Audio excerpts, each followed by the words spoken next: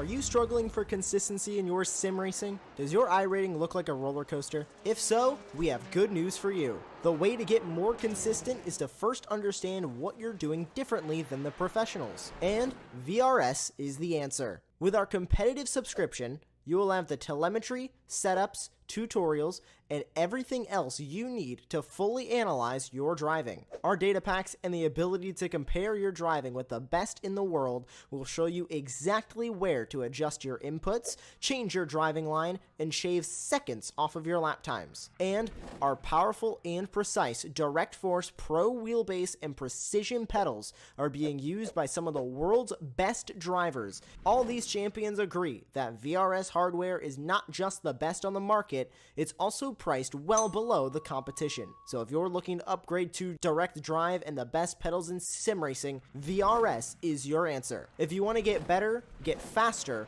and make it happen sooner rather than later, you owe it to yourself to find out why so many people are switching to VRS. You'll be so glad that you did. Visit www.virtualracingschool.com and learn why the best use VRS.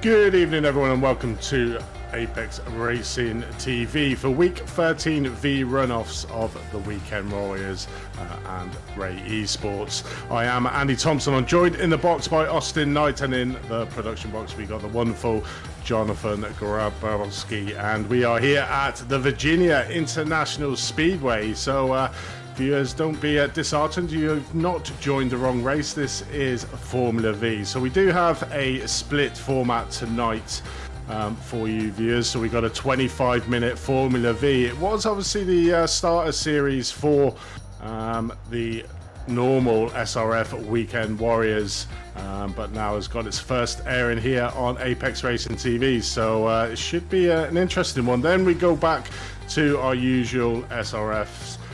For two races. First race at 15 minutes, second race at 25 minutes. So plenty of action to be had out on track here. And Austin, I'm not sure if you've sorted out your gremlins here. Are you with us, mate? I guess that is a no. Austin is having some technical difficulties here. So Virginia Raceway, very much a track, a Marmite track, I think people would say. I mean, personally, I absolutely love this track. Watching it, maybe not driving it, I'm not that experienced around here at all. But I mean, certainly what got me hooked on the SRF Weekend Warriors was this race in the last season that we just had was an absolute epic, with the lead changing hands hand over fist. I mean, the corner coming out of Oak Tree, turn number 13, down that long back straight in these sort of low powered cars makes for some entertaining overtakes coming down into the roller coaster, turn 14, as we're just watching here. But we'll have a little watch of Charles Martin here, still in practice here, about 10 minutes left of practice still to go. We'll have a look around this track here. So turn 1, quite a tight right hand corner, and then you go into a very tricky section coming out of turn 2 round NASCAR bend of turn number 3 before we hook up to turn number 4 here, coming up the left hook. And then we get into the tight section, the roller coaster section, or the snake as some people call it, through turn 4, turn 5, 5A, and then it's pretty much in these low powered cars will be flat out all the way up here. Literally class it as a straight up here. So I expect some very good slipstreaming in these low powered cars coming up through the backside. You can just see it in front of you where the track just rolls really nicely. Not a very good opportunity to make a pass and move through this section, but vitally important to line the cars up for a good exit out of Oak Tree, which is probably the most important one of the most important corners on the track to try and get yourself that slipstream. You want to be as close as you can around here through Oak Tree, turn number 13, coming down the long straight. So this is where we're going to see plenty of the action out on track and some of the overtakes. You know, I'm not sure what the slipstream effect is going to be like in these Formula Vs, but we do know it's super strong in the spec race of Ford cars, so I wouldn't imagine that these cars are any different. So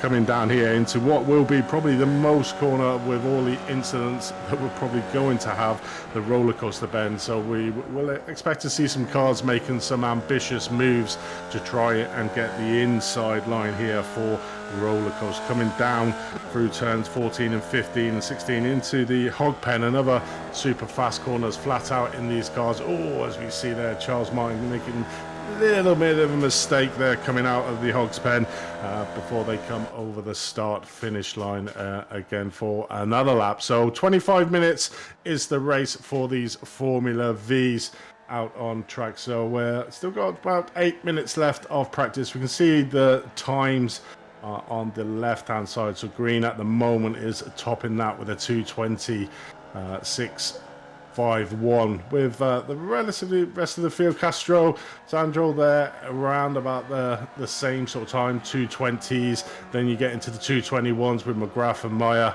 Brewster, Love, Overstreet, Martin, Ray, and then the 2:22s, Justin, Warbolt, Ginsberg, Schnabel and Basso there down in the 2:23s. So it's going to be a sort of an interesting, if this is anything to go by, the top three, if they can keep the timings as they are during the race, would be sort of like one pod, and then there's going to be the main midfield, as we sometimes refer to in the normal SRF races, the peloton in the midfield from sort of McGrath all the way down to Ray, and then maybe the back pod as such from Justice down to Bassano there in 15. Only 15 cars racing in this first race, the 25 minutes around here in the Virginia Raceway. But it's certainly one of them tracks that divides opinion.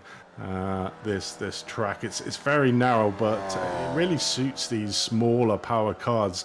Maybe with the GT3s and any more powerful than that, it does get a little bit heated around here. But certainly in these low-powered cars, it's pretty much flat out. And then you got some tricky corners like turn number 1, which if you get that slightly wrong in these cars, which are heavily... You will go flying. You will go flying. Welcome, Austin. Yeah, I've been here for a while. I was waiting for an opportunity to talk, but I believe you were just in that groove, and... You were just in that groove, and I just wanted you to just keep going for it, because that was very soothing to hear. Was it? Oh, I'm glad I could soothe you, Austin. Well, honestly, you should do your own book reading. I don't know how to take that. That's a good thing. That's a good thing. All right. Okay. Good. So welcome, Austin. Anyway, Yeah. Looking at the practice times right now, we were saying the top 5 really looking close due to Castro's Dan Sardo and Jason Green.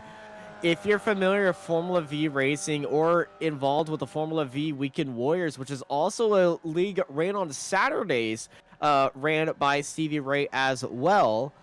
Free league, just like the Weekend Warriors, but they are open setup Formula Vs. These guys are so dominant. But yeah, that long back straight right after Oak Tree Bend is going to be giving us a lot of action, especially down that straightaway with our top end speeds. And everybody is going to be in that draft. If they get out of that 8/10, 6/10 to 8/10 range, they're going to fall out away from that draft. But when they get into that draft, these Formula Vs are like suction cups to each other inside of that draft, and it's going to be very interesting to see how many drivers look down towards the inside or try to move around the outside of roller coaster. And just it's going to be a big strategy game, and it might, if this becomes a pack race, it might become a little bit of a chess match, as we were watching on board of Jim Brewster side by side with the #1, Simon Meyer. Yeah, it definitely is. It's going to be an interesting race with these low-powered cars. It's always good, and that back straight is something to behold in these smaller cars. You know, the slipstream that these cars get, just like you said, Austin, it literally sucks the cars into them, and then it makes it very interesting coming down to the roller coaster at the end.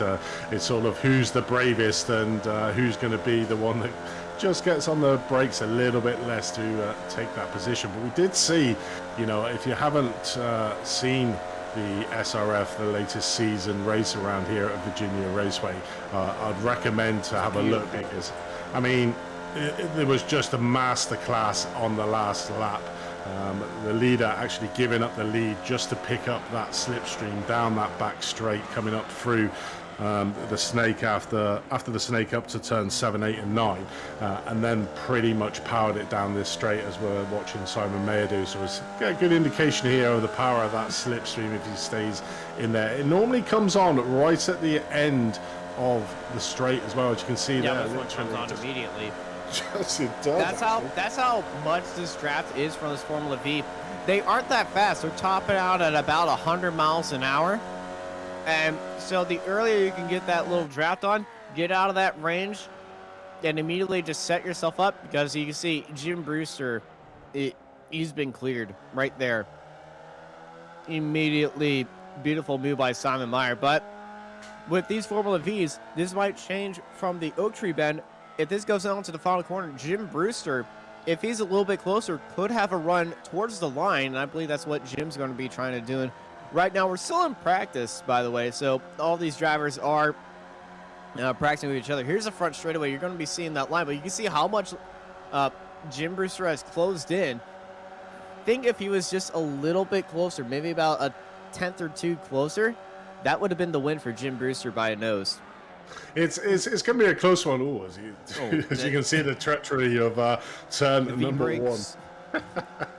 Yeah, definitely in that massive understeer you actually get on these cars. It's a very, although it's a slow powered car, Austin, it's quite a tricky car to master. You know, you can't push it like you can, say, with the higher powered cars and get away with it. This car will punish you if you try and push it that little bit too far, and you'll end up off the track. It's a 1965 Beetle. They don't like to be pushed that much. This is certainly true. But it's going to be tricky. I think if the car who's leading on the roller coaster, I just don't think there's enough room to be able to pass for the start finish. So I think that back straight is going to be the vitally important part on that last part of who's going to be the first car coming down through the roller coaster. It's going to be a little bit of defending, but I just don't think there's enough time to affect a pass from turn 14A down to the start finish line. So I'll call that now, and I'll eat my words if I'm wrong. So we are waiting for practice to roll over into qualifying. There was a little bit of a session mishap, so where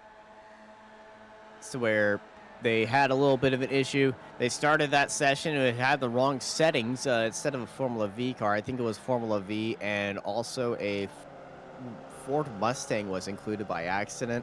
So they restarted it as everybody is still getting extra laps in, as I believe that was Jason Green off at turn 1. It certainly was, and that would have been interesting, having a few Mustangs on on the track with the Formula the Mustangs would have dwarfed these cars, and honestly, I feel like the Mustang, if you see a Mustang side by side with the Formula V, it's like trying to compare a Border Collie with a little small Chihuahua or something. It looks like a chew toy compared to that thing.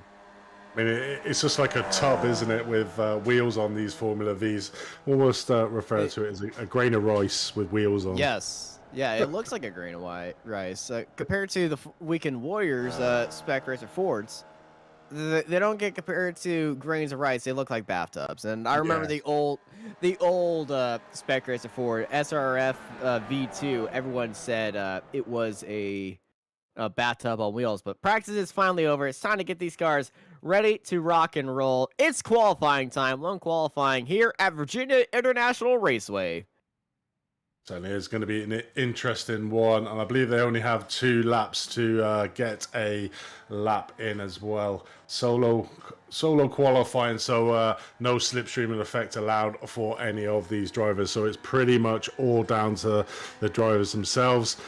Literally need to hook it up within the 2 laps allowance here.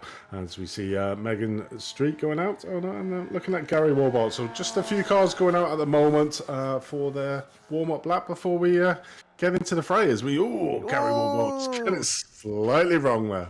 He's just warming the tires. Exactly. You can do that on the outlap. Yeah, that's always my excuse whenever I slide on my outlap. I'm just tactical tire warm-up. Don't do that at officials, by the way. If you do that, you will get black flagged. Especially if you're racing something that has that rule in there. I believe Formula 3 and Formula 3.5 are very strict on the tire sliding stuff. But if you spin, just use that excuse. Everyone will be like, okay. Yeah. Tactical tips of Austin Knight. I use these a lot in my leagues. Do you indeed? Yeah, a few. Jonathan, he definitely knows what I'm doing a lot. Absolutely. Yeah, I feel like Jonathan catches all my mistakes too. It just shows them off. Oh no. Well, as we watch Greg Ginsberg, just has he completed a lap? I don't believe. No, he he's has. halfway through his lap. Nobody has completed a lap right now. Still on their warm up at the moment. So 2-minute 20 laps. I feel like honestly they could be doing just one qualifying lap here because the lap is so long. Currently, out of all the drivers, it looks like Megan Overstreet is going the best. She's been setting purple lap times in the sectors, but that is all just outlap stuff. Anybody could be doing something different on their outlap. We saw Gary Woodblow spin on their outlap so far. You could be driving pretty slowly, making sure all those tires are warmed up, making sure those brakes are warmed up. Yeah, these brakes are a lot different than the brakes you are used to in whatever car you race in iRacing. So Megan Overstreet, she's going to start her first qualifying lap as well as everybody else on the grid. Only one driver is not taking it to qualifying. That is Ismael Basso, the number 10 Formula V car. Entry will be decided to start from the end of the grid here today on this runoff. And speaking of the runoff, if you are interested in runoffs in iRacing and replicating iRacing special events, the SCCA runoff event will be starting this October. That's next month, by the way. Just inside with the real SCCA runoffs, and that will be done by a qualifying format. The top, I believe, 60 drivers, or the top bunch of drivers, get into the main event, and that will be broadcasted on iRacing. There are 7 different classes, and our own Stevie Ray might have had a little bit of a hand in setting that thing up. He probably has. I know the Formula V is going to be on there. The Spectres and Ford's going to be there. The USF 2000 is going to be there. And so a few people are confused. Why not the Formula 4? Well, the Formula 4 doesn't compete in the SCCA ladder. Okay, it technically does, but we aren't going to go into technicalities with the Formula 4 US Series. But they use the USF 2000 car, which is more comparable to the open wheeler that they have over there. Touring car is going to be there, and it's going to be a lot of fun. It's going to be a lot of slow sports cars, and you're going to have a lot of action. I believe the highest paced car is going to be there. It might be GT4s. I haven't looked at the list of cars in a hot minute. Keeping it hot for the low-powered cars, then. Yeah, low power, low speed, absolutely the best club racing experience out there. So, you know, if you're looking for an event for you and your friends to compete in and try to get into that top, I'm going to say top 50, that is something to look forward to. And I know Virginia International Raceway, like you say, some say it's Marmite, but if you've driven this track in real life, it is so much fun. Feeling the G's really control your body as you go up the S's, head down the hill right before Oak Tree Bend. I can tell you, you can get a little bit of a roller coaster feeling with a pit in your stomach going down there, and the roller coaster is super fun. Yeah, it definitely is. And we're currently 5 minutes into the qualifying session. Like you were saying, Austin, you know, an extremely long out lap followed by an actual time lap. Some But you can drivers see might the not get 2 laps in. No, I was just thinking that being it's only 10 minutes, only 5 minutes left, but we can see the timings now coming in. Megan Overstreet there setting the benchmark at 221.369. We did see 220s by 3 drivers in the practice, but it's going to be all about hooking the lap up. You know, them pesky little off tracks that you can get around these tracks will put pay to any lap. So you've got to be consistent and clean, but also fast. So it's very much a different mindset. Is the qualifying sessions that you do come and join in, as we see Maya there, just going slightly ahead by 0.03 of a second over Megan Overstreet. Speaking of off tracks, Coy McGrath has had an off track and his lap did not count.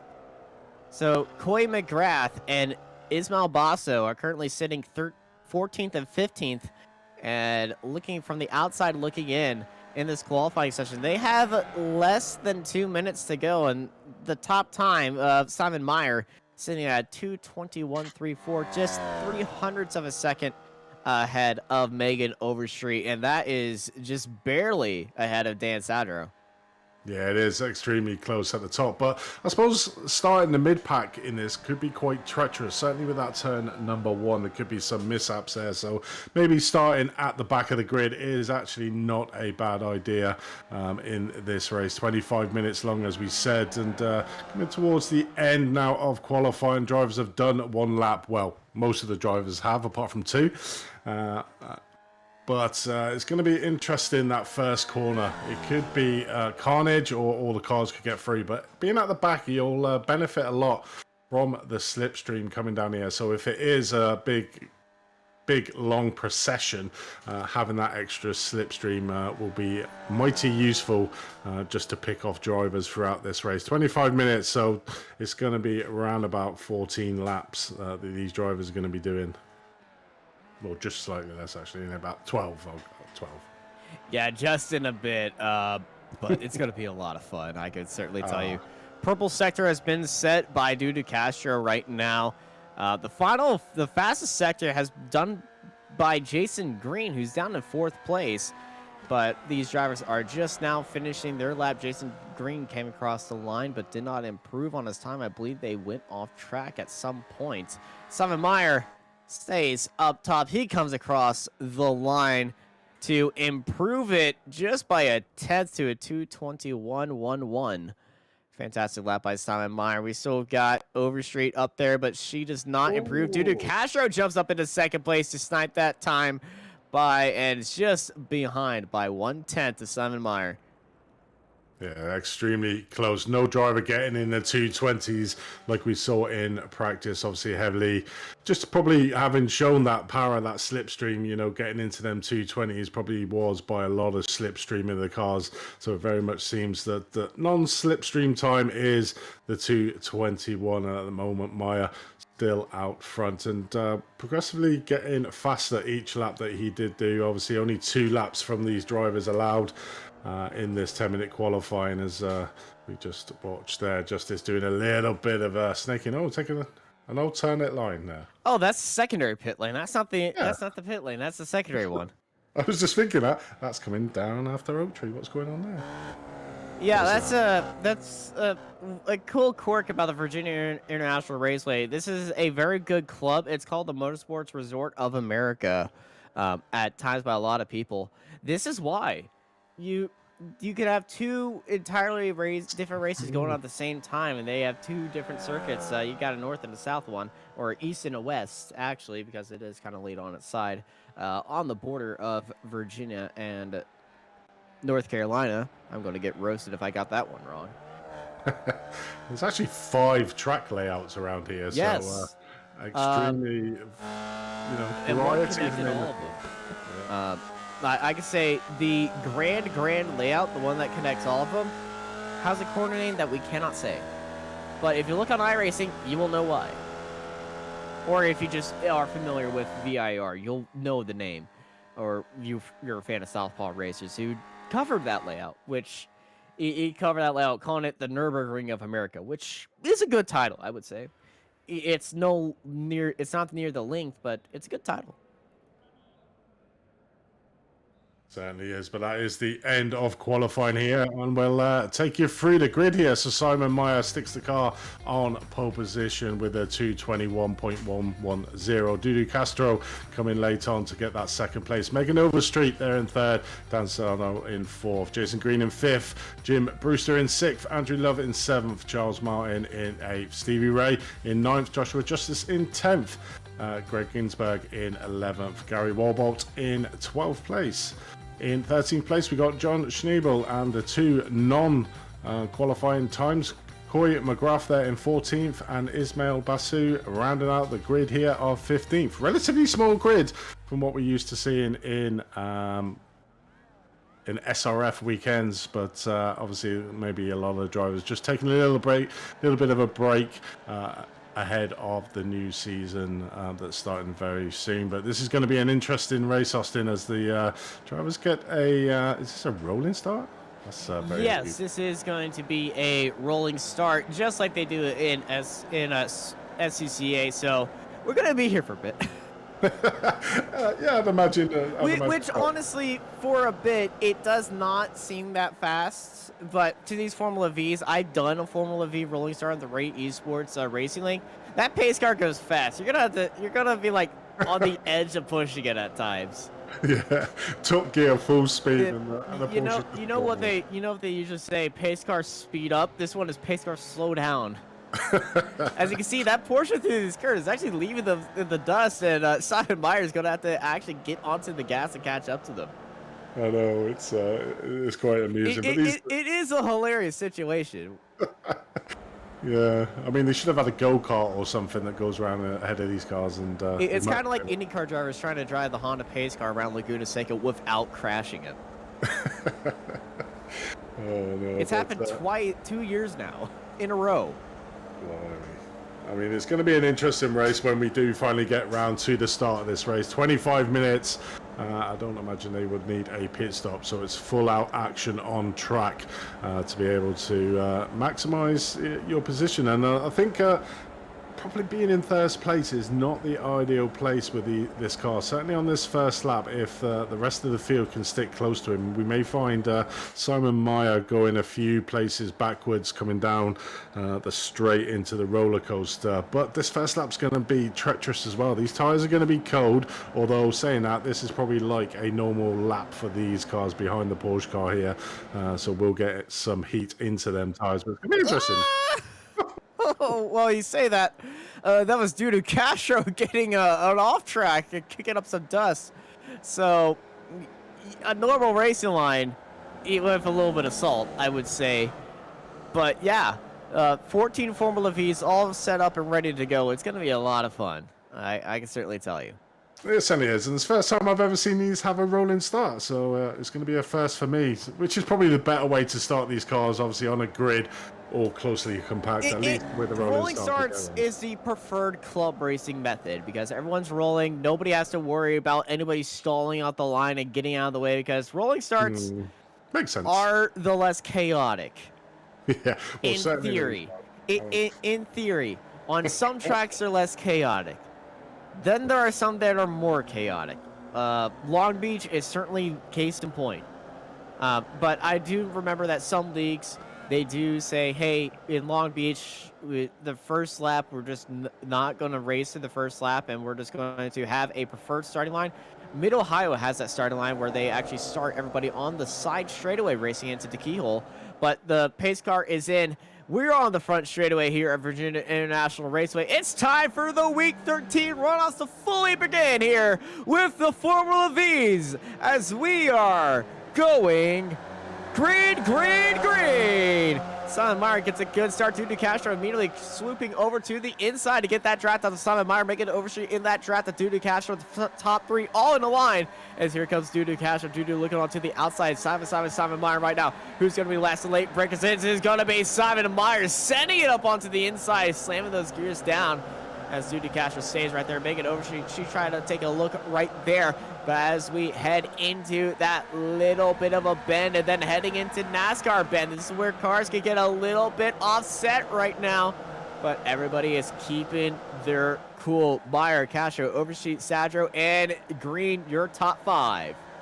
Yeah, great start to the race. All drivers survived the first section here at Virginia Raceway. Now they can really let loose on these beasts of a car to try and get that slipstream effect down the long straights here as we start going up towards the Oak Tree bend here in turn number 11 and 12.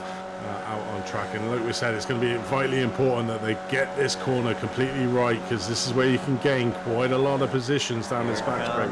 Castro looking down towards the inside. Very risky move by Castro, but goes it down towards the inside. If you get a wheel off track, that's pretty much sayonara to you and your car. But in these Formula Vs, this track is as wide as Hockenheim's runoff at the final and the first turns.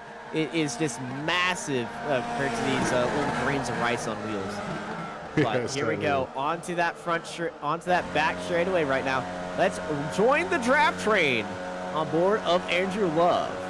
Yeah, as they will all be getting these. So look, as Love just trying to come right up on the back of by there. He's not going to go for a move. Is Andrew Love? He's just staying behind, playing it safe. But Jason Green made that move. Got down towards the inside. He's still leaving a little bit of room for Sadro right behind him. Sadro wants to have a little bit of challenge as they head down the roller coaster, but everybody keeping a fair arm's length away from each other, just playing her safely, not trying to risk it off the line as Overstreet plays with my heartstrings just a little bit, almost dips a wheel in the grass, but they're pretty much right when Castro and Meyer did that move, that pretty much caught up Overstreet. And I think she had a little bit of a mistake heading through Oak Tree, and now she's being swarmed. We're going to go 3 wide heading into turn 1. Yeah, Green and Sadro. Green's on the outside. Sadro's on the inside. Oh, she's stuck in the middle. Sadro went out to brakes a little bit earlier. Green's around the outside. He's going to make that move on Sadro, and Jason Green making that move look absolutely sweet right there. Beautiful move by Jason Green. Let's go back on board of one of our cars. This is on board of the 911 of Stevie Ray. Yeah, definitely is Stevie Ray there in 6th position. The front two, really got a little bit of love from behind. Yeah, Love wanted to get a little bit of touch with Stevie Ray, but I think Love's just had a little bit of a love tap as Love's off the track, as well as Brewster. Brewster had a little bit of an off track as well, but Andrew Love looks like he's had a unfortunate incident. And well, we saw that dive. Did he just get sent on? Oh, he caught a little bit of the grass, and then he got held over and a little bit of a tap. Yeah, a little bit of a tap. There's a very tiny chrome horn there. Some would call it a love tap, but just to avoid the pun, I'm not going to say that. Oh, you got to have the puns, haven't you? As we join back up to Mr. Justice, Joshua Justice here there in 7th place, leading out that second pod there. The front two, Castro and Meyer, getting a little bit of a lead and over Sandro in 3rd place, so Sandro will not have that slipstream effect on the front two. Then there's a little bit of a group up front, and then we've joined this second pod with Justice at the head in P7th as we look there. Megan Overstreet is certainly going the wrong way down the field now, is at the back of this second group here, was obviously in 3rd place at the start, but still early days, only 4 minutes into this 25-minute race, and not bad position to be in where she is at the moment. Out of the way, yeah, it is. She's got the slipstream, and she can just make the passing moves. And she's giving the chrome horn out to Dan Satcher right there. He's got a great line coming out of that corner, and now I believe we're going to start seeing Overstreet get a little bit of overtaking action right now. So here we go, Overstreet looking onto the outside, but no draft to help her out. Now she's getting a little bit of draft up ahead by Stevie Ray. So I'm getting her alongside of Sadler, but Sadler's going to have that inside line. He got onto the brakes a little bit early, then he lifted off to get back onto the brakes, but Overstreet round the outside at turn 1, making that move work. Overstreet up into 5th is the number 44 car.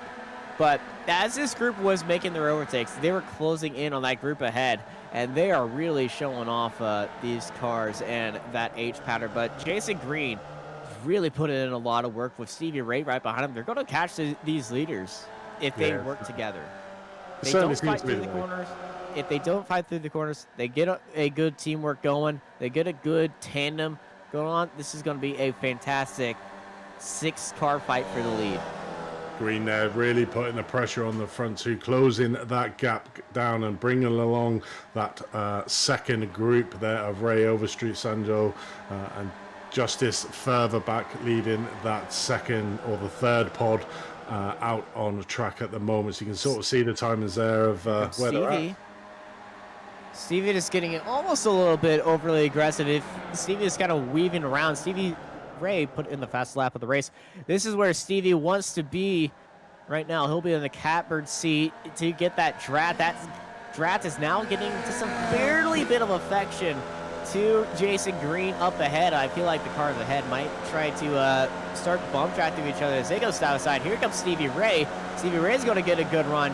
He's going to go side by side, and now Stevie Ray with a head full of steam is going to go down low. Overstreet's joining Stevie Ray as well. They're going to go side by side heading into roller coaster, but Stevie Ray makes that move for third place. Jason Green stays onto the inside, Overstreet onto the outside, and Sadro backs off to make sure they all have room and get through there cleanly. But that gap is 1.2 seconds from Stevie Ray to Meyer, but to Castro, which is the important one. That is 1.1 seconds, as Stevie Ray is just getting a little bit of that draft, but Castro is just pulling away. But there was an off track, as this is Greg Ginsburg, and unfortunately it's Greg Ginsburg, so we're just going to look at this and just shake our... Oh, Greg. Well, Greg, just too much mustard heading into there. Too much sending in. Got onto the brakes, and unfortunately those brakes just caught and turned him around. Oh, it's unfortunate for Greg. He was lucky not to take out the car in front of him, to be fair. Luckily. We would be shaking our heads even more. We're being respectful here. We're being respectful. We are very much respectful. As long as you take yourself out and in an incident, you're fine. You're fine. It's like me in the commentator's race where my screen froze and I just kept turning left on the oval and I crashed into the pit lane. Oh, well. You know, luckily, I didn't take anybody out. And also, I got a good highlight.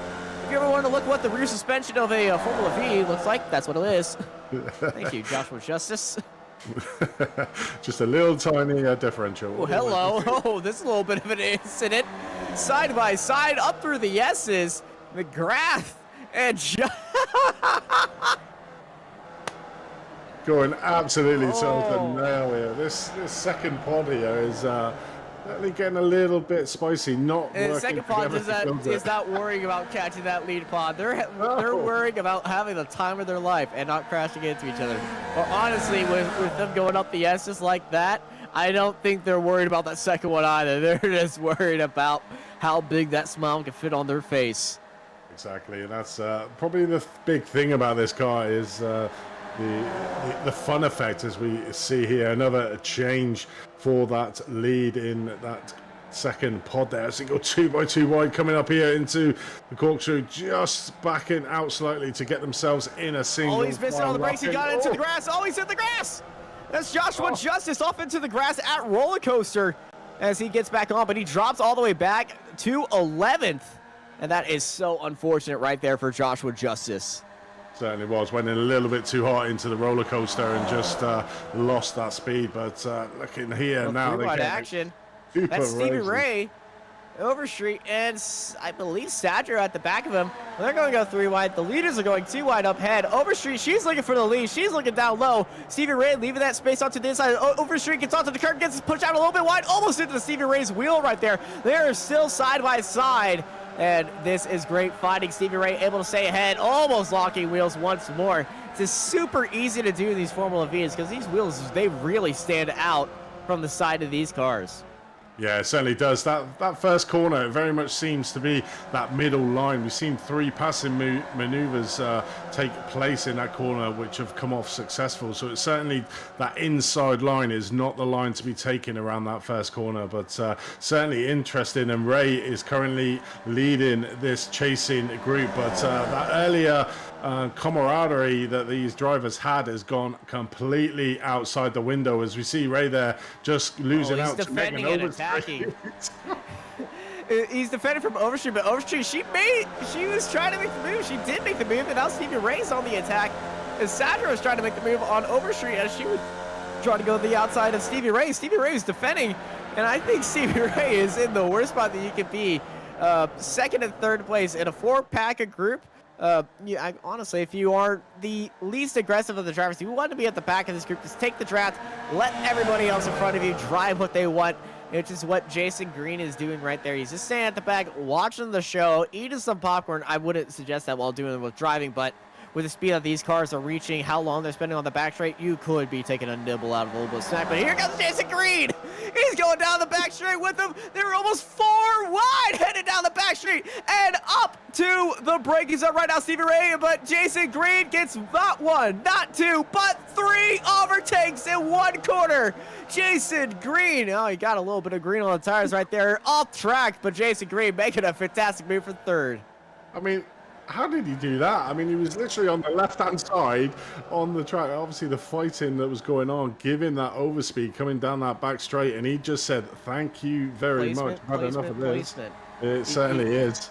He was in the right spot at the right time to make that move. He was getting the best draft. Everybody kind of just fell into that second line, which he used to get another bit of draft up ahead. It was kind of like a waterfall effect, and it was just ultimate slipstreaming with that Formula V, as we got a nice side-by-side fight in our second peloton as Coy McGrath stays ahead, but Charles Martin and Jim Brewster swap a little bit of spots with each other. Charles Martin just on the outside. Here comes Brewster onto the inside. Brewster laid onto the brakes, dives it up onto the inside, and Stevie Ray's off!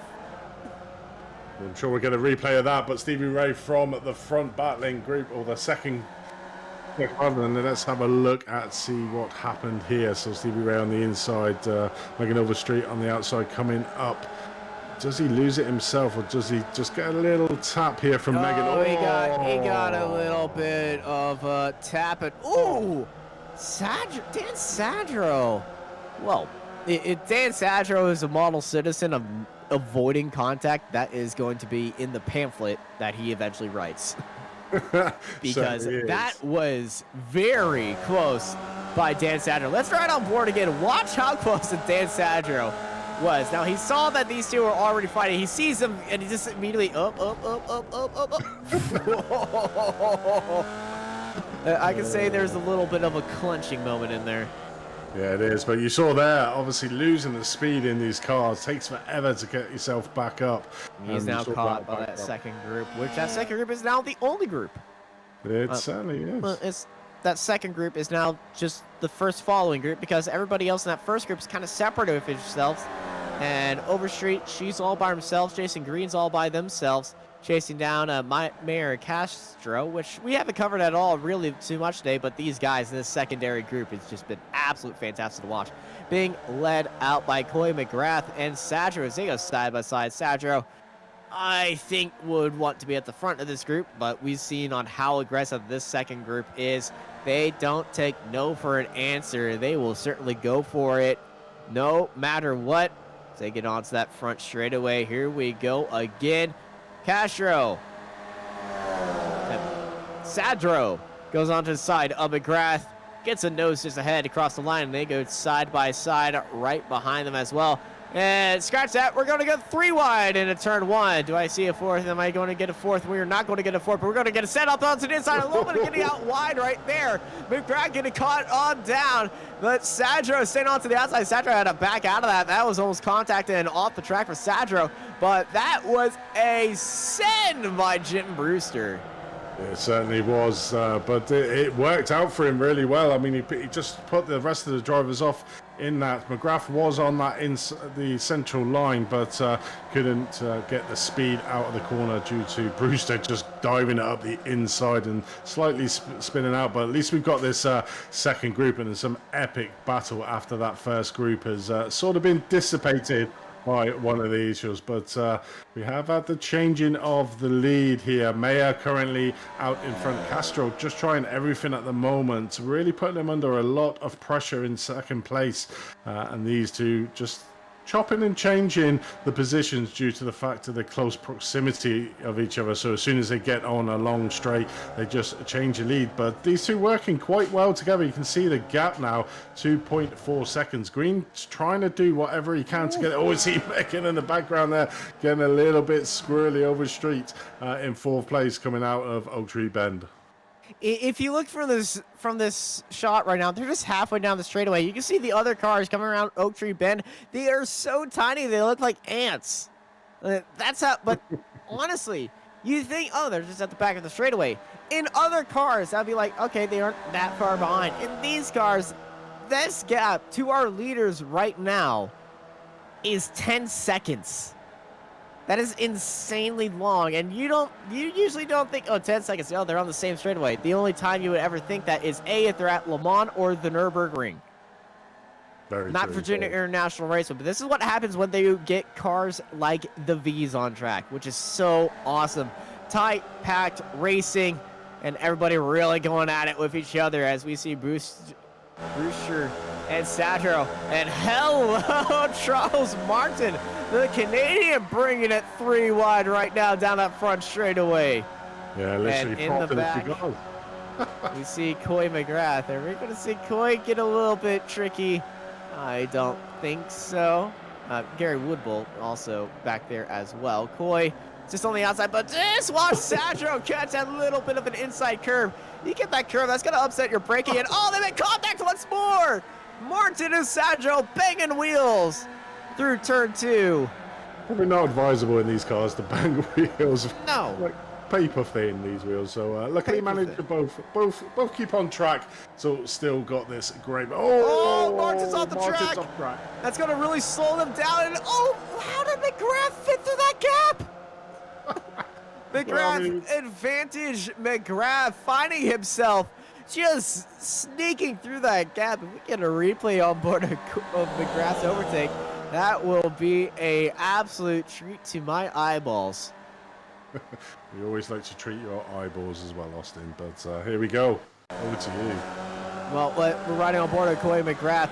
Look at this little bit of mistake, just too much into that corner, and they both had a little bit of mistake. And McGrath, he gets on to the inside, and he looks to the outside. He's like, I'll take that, and I'll see y'all later. Yeah, that was pretty much obviously the slow speed that Martin got there out of the corner going onto the grass really affected him, and McGrath got an easy thing pull through. But obviously McGrath's done extremely well, starting at the back of the grid and sort of leading at this moment in 6th place. Both laps invalidated, so McGrath unfortunately couldn't get a qualifying run, valid qualifying run in there.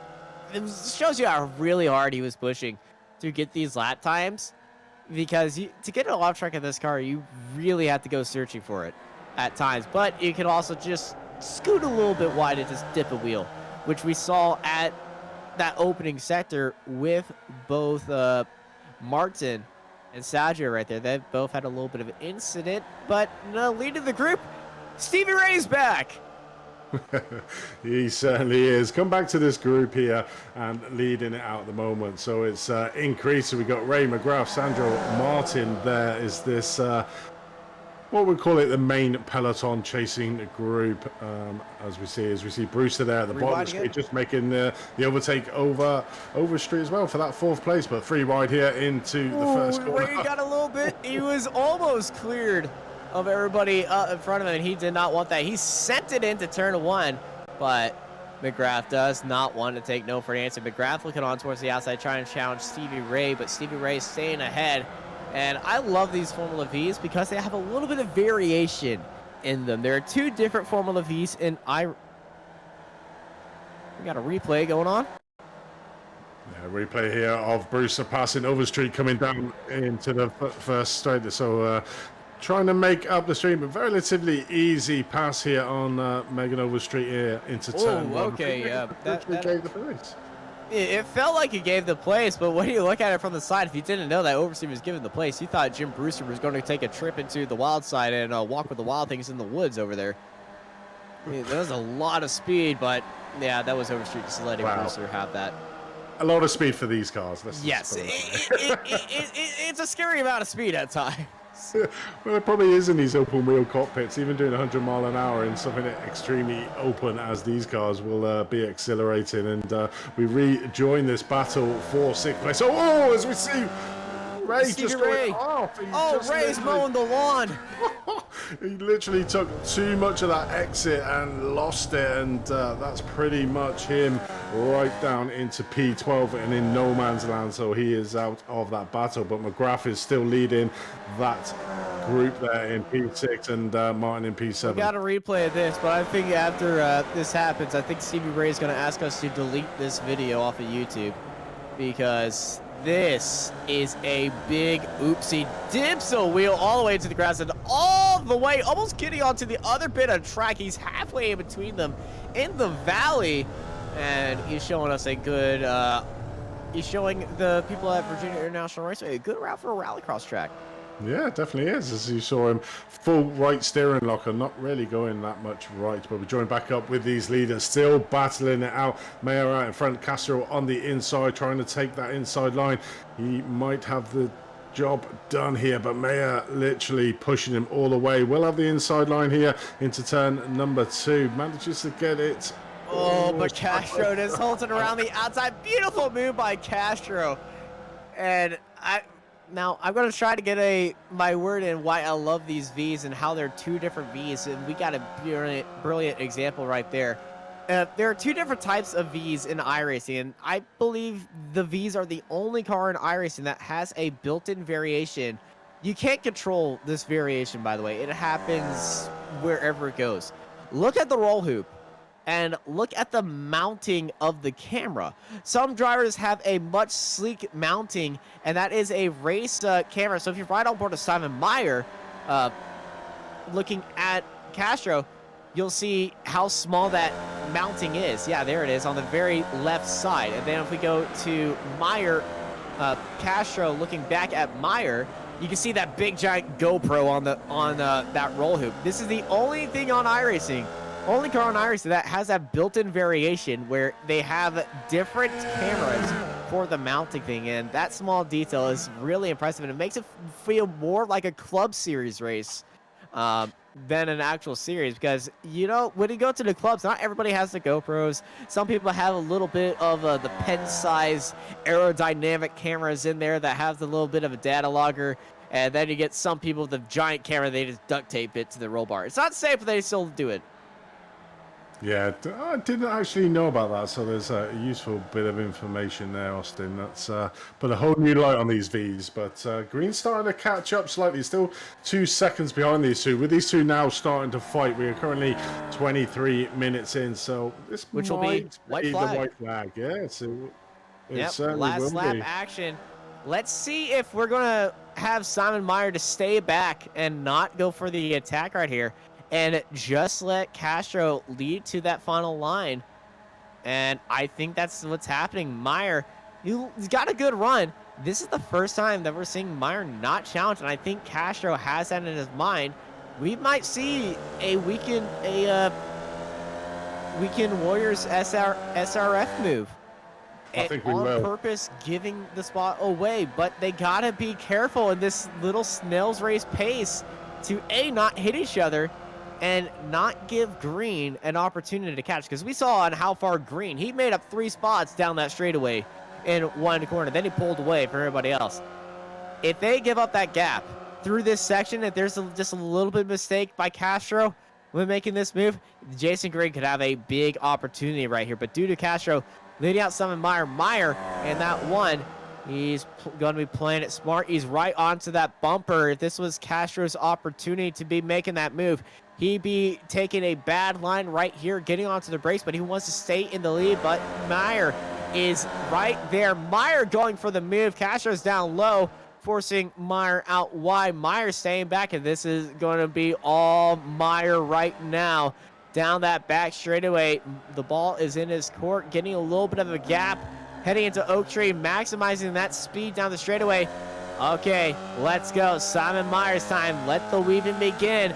The Virginia Snake making their appearance. A little bit of a puff of smoke with Simon Meyer of Sly Racing. Like a sly dog chasing down Castro. Castro hugging that inside line. And, a little bit of a swerve to the middle of the track, and almost a block. He was thinking Meyer's going to go the other way, but Meyer's just sneaking himself down low. They're over the first hill and into the roll because they bang wheels just a little bit. Meyer around to the outside, but Castro says it in. They bang wheels once more. Meyer just has that inside line. Castro's still right there, side by side. If Castro can get a good run, he'll still be right there. Heading into Hogman, Castro's got a nose down low. Castro sends it down low and through the Hogman corner. Castro takes the lead, but Meyer's going to have that drive down that short back straightaway. Here we go, onto the front straightaway. Castro goes down wide. Here comes Meyer. Meyer down low. Meyer's got to run. Meyer's wheel to wheel. They're onto the great ends across the line. It's going to be Castro by 200ths of a second to take the win here for the Formula V's runoffs here in week 13. As we join back with this big group here, Martin managing to take that win of the head of that group. Saddle there, Wobalt in 8th and McGrath in 9th. I mean, that was just epic racing there. It was nearly came to blows. I thought it was going to end in tragedy coming down that roller coaster, but I can't take my hat off for these guys. I mean, they make it look so easy to drive these Formula Vs, but there's nothing further from the truth. They are absolutely tricky cars, and both respect to both Castro and Meyer keeping it entertaining but clean overall. But look how close Green got at the end there. If it was just one lap more, he would have been in the throw. Yeah, fantastic. And Dudu Castro, he had the disadvantage of being the leader, but he had the advantage of having the guts. He sent it all the way up to the inside and fighting his way, and then descending it through the corners. Dudu Castro elbows out Castro, takes the win here for our first race of the evening. Take a bow. Yeah, we do, as we can go through the race results here. So Dudu Castro getting an epic performance there, taking the race win in the first televised Formula V race. Simon Meyer pushing him all the way to the line, only 200ths of a second difference between them two. Jason Green in third, only 0.5, so gaining 1.5 seconds on that last lap. Megan Overstreet there in fourth. Jim Brewster in fifth place. Charles Martin leads out that group that we watched for the majority of the race there in P6 with Dan Sandro in seventh. Gary Warbot in eighth. Corey McGrath in ninth. Joshua Justice in 10th, Andrew Love in 11th, and Stevie Ray in 12th after his little come-off round Oak Tree Bend. John Schnabel in 13th, Greg Ginsberg in 14th, and Ismail Basu, who didn't start the race, so that's a very unfortunate one there. Someone must have had a hardware or some sort of issue to not take the grid. So excellent first race for Formula V televised here on Apex Racing TV, Austin. Yeah, it was a fantastic showing, and we are going to clear these cars off the track. We're going to leave y'all for just a little bit. We're going to take a very small break away. Thank our presenting sponsor. It's just Stevie Ray today, so we're just going to be shouting out Stevie Ray for about 5 minutes as we clean all these Formula V's off the track and load this track up with a little bit of spec racing force. And by a little bit, I mean a lot. This grid is looking packed, so we're going to have a lot of fun. Formula V's are done. Spectres of 4 is just right around the corner.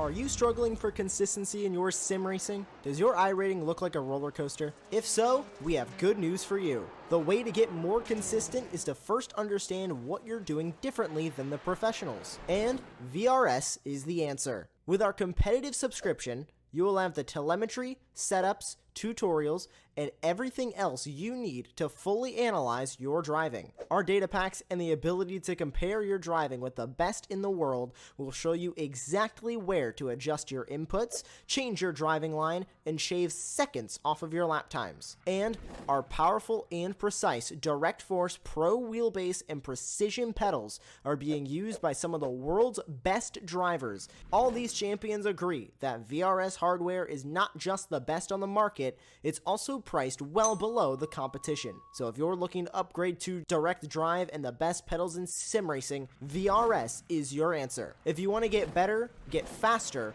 and make it happen sooner rather than later, you owe it to yourself to find out why so many people are switching to VRS. You'll be so glad that you did. Visit www.virtualracingschool.com and learn why the best use VRS.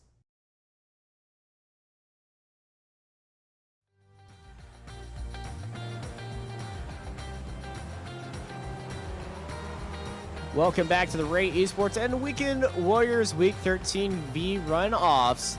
As we just finished with the Formula Vs, it's time to bring all the Spec Racer Fords onto the track, and we have a few of our drivers from the first race that are joining with us. But we know one of them is very experienced with talking, and now we get to see driving. So let's bring in Greg Ginsburg and see if he can give us a live breakdown of how well the Formula Vs were and how different they are to the Spec Racer Fords. Greg, how was that race for you, and how excited are you to take to the track in the SRF? Well, I'm not going to be taking to the track in the SRF. It was one and done with the Formula Vs for me today. And, it was, I guess, two words could describe it: unmitigated and disaster. As I got into I think I got into the back of one of the cars coming up out of turn 10, heading over into the entrance for Oak Tree, and just never really recovered from there. But great to be behind the wheel for once. It's one thing to be an announcer and to critique drivers from behind a microphone, but as they say, those who can't do teach. And here I am. And I think it was pretty clear as I finished up at the tail end of the field without the benefit of the draft, and it was definitely difficult running towards the end. Yeah, we all of us commentators who go into racing, we all have that unfortunate issue. I'm pretty sure you seen very unfortunate issues of me in the Rick Matek World Challenge series. Never at all. I have a handful of reasons why you would, but anyway, Greg, you're not going to be in there, so you're doing the pure one and done thing. Are you going to be staying on board watching the race with us? Absolutely, I wouldn't miss it for the world. Great Formula Ford action, or Spec Racer Ford action, pardon me. And just hoping, as one of those folks that was representing the Ray Esports Racing League, that hopefully we'll get a couple more folks from our series that run Spec Racer Fords, as well as the Mazda MX-5s and also the Formula 4 cars. Hopefully we'll get some more of the Spec Racer Ford folks both in this afternoon's race as well as next season with the Weekend Warriors.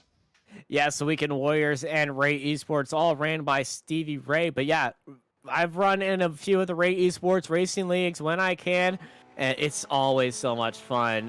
You got the SRF in there. It's pretty much the mainstay of the series, the Mazda MX-5 and the IR04. It used to be the Formula, the USF 2000, or what we would call Ray Esports 2, or the RE2, in comparison to the open wheeler that the SCCA runs.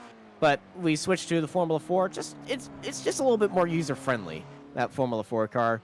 And it's been a lot of fun. I've had a lot of enjoyment in that series, and we do need a lot more people to race in a little bit both, but sometimes the times just don't work out for a little bit of people. But yeah, Formula Vs as well. That series, it's very competitive. They run on Saturdays, though, and they don't have a broadcast, but they are certainly always entertaining as well. Yeah, they definitely are, Austin. And you know, I having grown up and having raced in the Sports Car Club of America in small, underpowered momentum cars like my Honda CRX, jumping behind the wheel of the Formula V seemed just up my speed. And you know, as we go to wrap things up here, I just want to quickly give a plug as. Both myself and also another Apex Racing TV announcer, Larry Lefty McLeod, we are going to be part of the announcing staff at the Sports Car Club of America's, the SCCA's real-life national championship runoffs held this year at Virginia International Raceway at the very last week of September, first week of October. You can find us and hear us at scca.com/live. And of course, you'll be able to hear both of us tomorrow night on Apex Racing TV for the Extreme Motorsports Rick Motec World Challenge tomorrow night, 8 p.m. Eastern Time. Thank you for that, Greg. We hope you had a fantastic time on track, and we'll see you around and enjoy this race for us in front of your eyes for the Spec Racer Fords now. I'm definitely looking forward to it. Thanks, guys, and thanks for a great broadcast as always. Thank you. That was great there. Not obviously, like you said, Dustin, you know, us commentators, we think we can race, we get on the track, and then we realize, yeah, we're better off in the commentary box, I think. there was entirely 3 races presented by RaceSpot. I'm allowed to say this. It had all the broadcasting companies. They had RaceSpot in there. They had a team. SimSpeed had a team. We had a team. We had the biggest team. Us numbers. And we had a lot of fun, I can certainly say. There was a lot of action. There was a few mistakes by drivers, but if you wanted to see the commentators, hey, they talk a lot. Can they walk the walk? I can answer that with one word: no. Definitely not. That's why we're in here. But it was so much fun. I had a grand time. Some of the commentators a little bit faster, but I would say I think they're part-time. I'm not sure. Definitely. We'll stick to the commentator. Bo Albert being labeled as the fastest commentator there's air quotes in there, but you know, he does have a good YouTube channel, so I would say that. Okay, so we join now for qualifying. 3 minutes in, the cars are out onto their qualifying laps now. We'll see a few familiar names from the Formula V race we have just witnessed, including our race winner, Dudu. There is trying his hands at trying to get a double race win in 2 different cars here at Virginia Raceway. So has a good spot around for that first race, but these are slightly faster cars, but still as tricky as the Formula V to drive around here. And the slipstream effect certainly down this back straight, as I know well, is super strong in these cars. Watch for them. They literally come right at the end of this straight. So I expect some hot action coming into the roller coaster, but it's going to be an interesting. We've got 2 races for you, a 15 and a 25-minute race. The grid for the second 25 will be the results of the first 15-minute race, but we're hot into this 15-minute race qualifying at the moment, and we'll see who comes out on top, Austin. Yeah, currently right now we're just sitting in qualifying. Drivers are putting in their first laps. They just finished doing their out laps. I'm excited to see what everyone does, but yeah, qualifying just like the Vs. It's going to be a very tight spot to get 2 laps in here. It's just such a long quality lap. Honestly, it kind of feels like in these lower powered cars, you need to have the Nürburgring style of qualifying where you start on that back straightaway and just have that one and go in those special events. But, you know, those qualifying sessions are 30 minutes long, so you got at least 2 opportunities. But a few of the drivers on the track right now, let's ride on board of Kane Halliburton. Yeah, Kane Halliburton. They are quick at the top of the roller coaster and just heading right down. I gotta say, if you ever driven here, it is such fun. It certainly looks like fun. It's enjoyable. It certainly looks fun. Kane is on their out lap right now, but they did set a purple lap sector time in sector 1, but they're going to be completing their lap first. But here we go. Kane Halliburton comes across the line. And I'm expecting that number 1 to pop up, but actually no lap times have been set by any of the drivers so far. So yeah, that was an out lap. The reason why A little bit of a spin by Kane. And turn one. Oh, that's going to be it. Kane's not going to set a lap time. No, he's not. An extremely fast driver, going to be starting at the back of the grid. Normally see him in the Radical. I did commentate on the brand new Radical, and he was just a class on his own with the rest of the field. But it's going to be a hard day for him now, starting at the back of this grid. A grid of around 40 cars here. So back to our usual SRF weekend numbers here. So expect some big gains, and I'm pretty sure he will be one of the biggest gainers in the field if he starts at the back. First but we start getting some times in now. So Naselli, 204.277 time start command. First driver into the 204s. Rest of the cars all into the 205s at the moment. You can see pretty much 2 down to 7 in the 205s as we see Marnie, a usual mainstay staple in the SRF leagues, going into second place. Castro there into second overall. It's just coming in thick and fast. So the usual suspects in the SRF championship round just crowding at the moment that top 4 position with Naselli, There's a lot of cars. Castro, and Manny. A lot of cars are slowing down immediately after their lap because they know that they can't get a second lap time in, or because on their out lap across the start finish line. This is a small issue on iRacing with your pit box. They said that they fixed it, but I feel like they went the opposite way and started counting that. So I feel like that all these drivers are just realizing that they have 1 lap set, and a few of them that have already done their lap, they couldn't get it set. But yeah, of the 21 cars that we have had qualified so far, we still got about 10 more to go. But Naselli sitting up on pole position, just barely ahead of David Gaspers. Yeah, these cars are extremely close normally on the qualifying time, and there's 15 drivers that haven't set a time at the moment. A couple of more drivers managing to get some times in. So we've only got 22 drivers that have actually set a time here in qualifying. So only got 2 laps to get a qualifying lap in. So we got probably some of the fast drivers. Andrea Favini, mainstay front runner on the SRF. Alan McCain. Yeah, Alan McCain. We got Kane Halliburton at the back of the field. Simon Mayer invalidated both their lap times, as well as Andrew Love. So Zhao Lulin as well is had a great last race, has not set a qualifying. So this track catching quite a few of the drivers off. Yeah, and Xiao Lu, we saw them have a good race earlier this year. Believe it was at some points. They're not even going to get a qualifying lap in. They're out on track, but they had such a late entry. It's just with 1 minute to go, so they're not going to be able to get a quality lap in there. Lynn jumped up into 4th place. Megan Overstrait, she came across the line, but she also had to off track. That lap is not going to count. So a few of our drivers who get into the Formula Vs, and if you race the Formula Vs switching to the SRF, it kind of that's not the track, Weiger, Matthias. That's a different pit road. You'll get penalized in real life if you do that, and fined.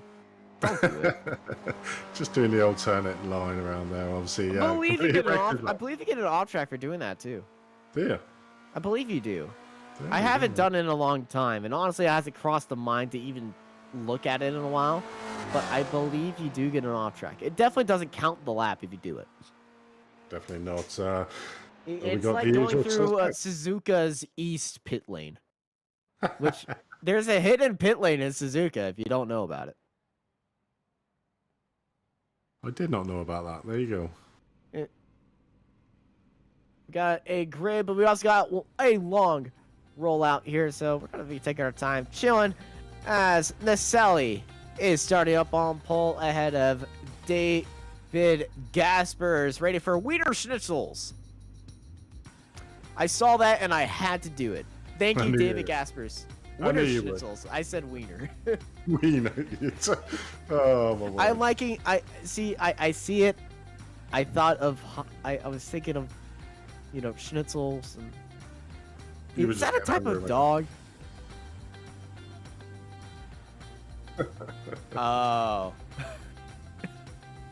That's a great name. Winter Schnitzels. Well, David Gasper is going to try to get the win for the Winter Schnitzels out there today. I'm just going to keep saying it.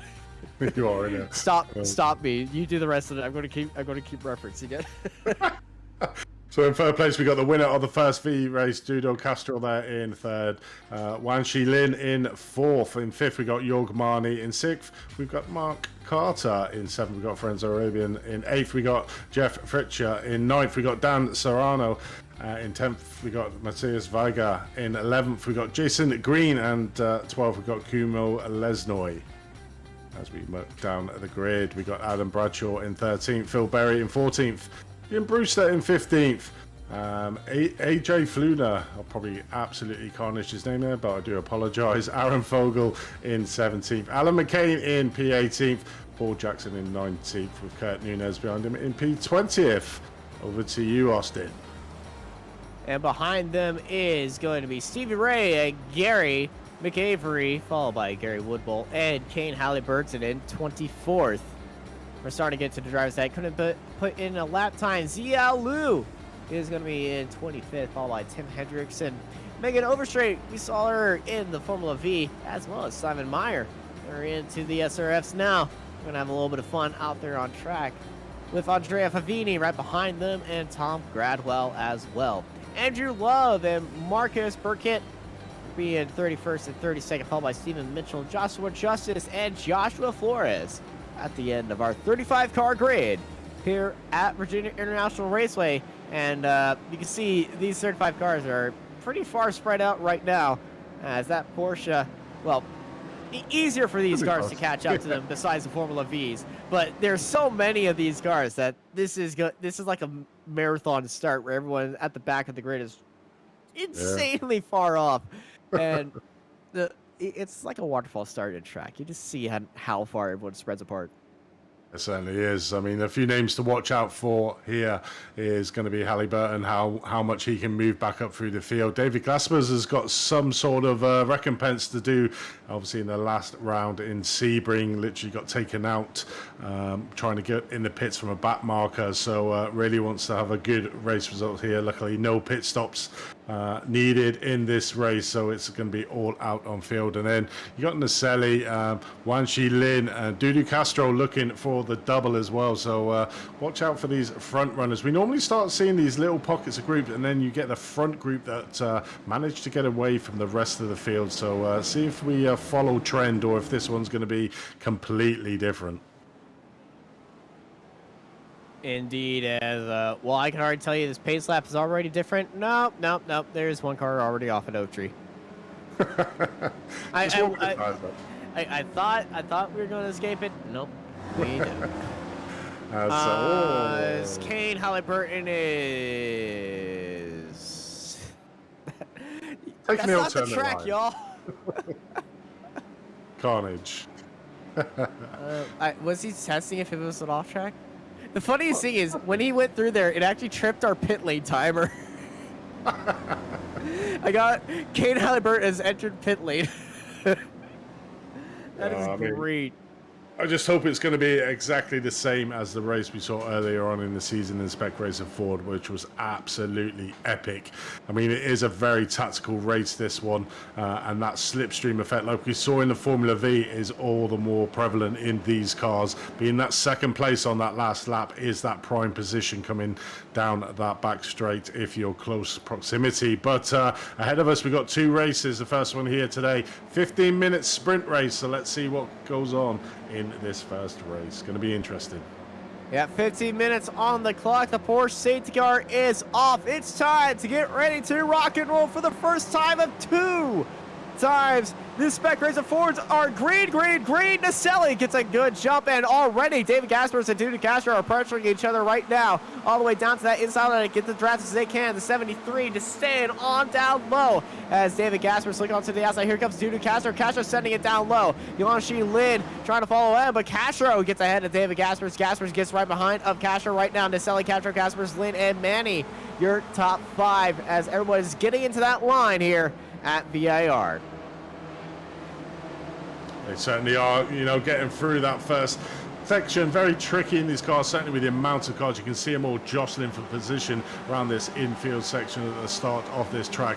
No incidents to be talked of at this moment in time, but I'm pretty sure as this race goes on, certainly towards the concluding end of it, there'll be optimistic challenges for position, shall we say, but all relatively clean on this first lap. Naselli managing to keep that first place. Gasper's there after a little bit of pressure from Castro in third place, managing to keep that second. So pretty much relatively the same in the top 5 positions. Jeff Richer up 2 places to 6th, starting from 8th, but relatively quiet. But the big gainer at the moment, Kane Halberton up 5 places, and Tim Hendrickson up 5 places as well. So Joshua Justice up 6. He is indeed. So there you go. And Gary Woodbolt has had an issue. I believe Gary caught a little bit of an off track coming out of Oak Tree Bend, and he's falling down the field. Yep, there's Gary right there. Just a little bit wide, and that will slow you down just show. We're doing a little bit of a gap there in this back group to try and get that slipstream effect. We'll be out of it at the moment, so need to work together to close it down as we see cars going too wide down into the roller coaster for the first time. Probably not the most advisable move on this first time with the tyres being that cold, but these drivers making it look relatively easy out on track. And again, these cars extreme understeer through the majority of the corners on the early part of this race, and the brakes are pretty hard to manage as well, as we watch Lynn there just getting past Castro for that third place. Oh, that's a misjudgment. Mark Carter. Well, you said that these brakes are hard to manage. That is mismanaging it right there. Big lockup by Carter, but luckily he found the hole and he went through it and did not make contact with anybody else. Yeah, just caused a little bit of embarrassment to himself, and it was a prime example there of trying to overextend the braking of these cars. They really do not like it to be able to out on track, and that is the cause and effect of trying to go in a little bit too hot. As we watch Halliburton currently up to P16th at the moment, up 8 places.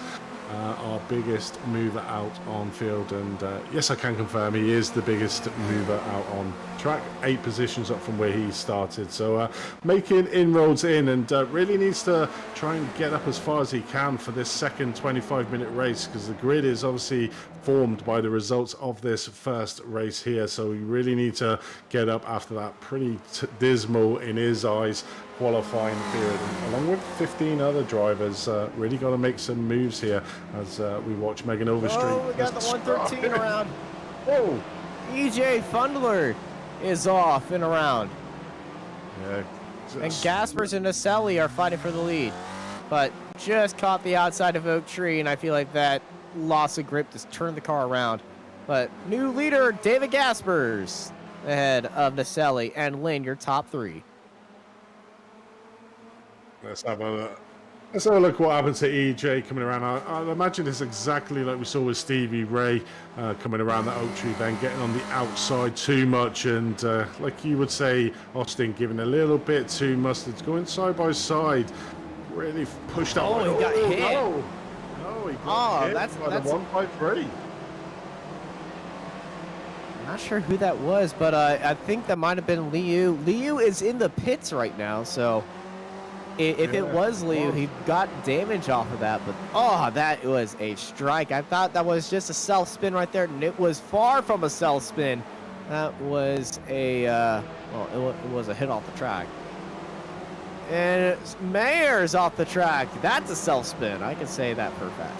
Yeah, and the troubling thing for this is obviously, you have a self-spin. You don't just self-spin and that's it, get back on track. Because these cars are so close, you lose a mountain of places. Got Stevie Ray behind him, and these Spec Racer Fords, when they spin underneath the braking, it's the slowest spin in the world, and it's the most agonizing thing.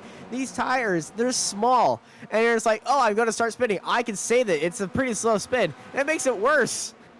It certainly does. Trying to save a Spec Racer Ford spinning is like trying to guess the right numbers for a lottery.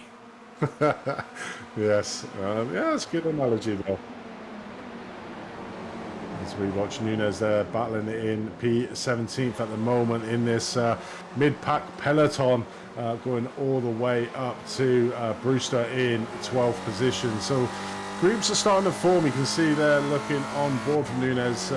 Big cars in front of him, then the big gap, and then the front running pair. But if we look at the timing tower, we can see the usual SRF tactics are coming into play. The top three managing to break clear of Arabian there in P4. Castro going the wrong way, was challenging for second place of Agaspers, but is currently in P5 at the moment. Still obviously just tucked up behind Arabian there in fourth place. So we'll be jostling for positions, shall we say, going into these next couple of laps.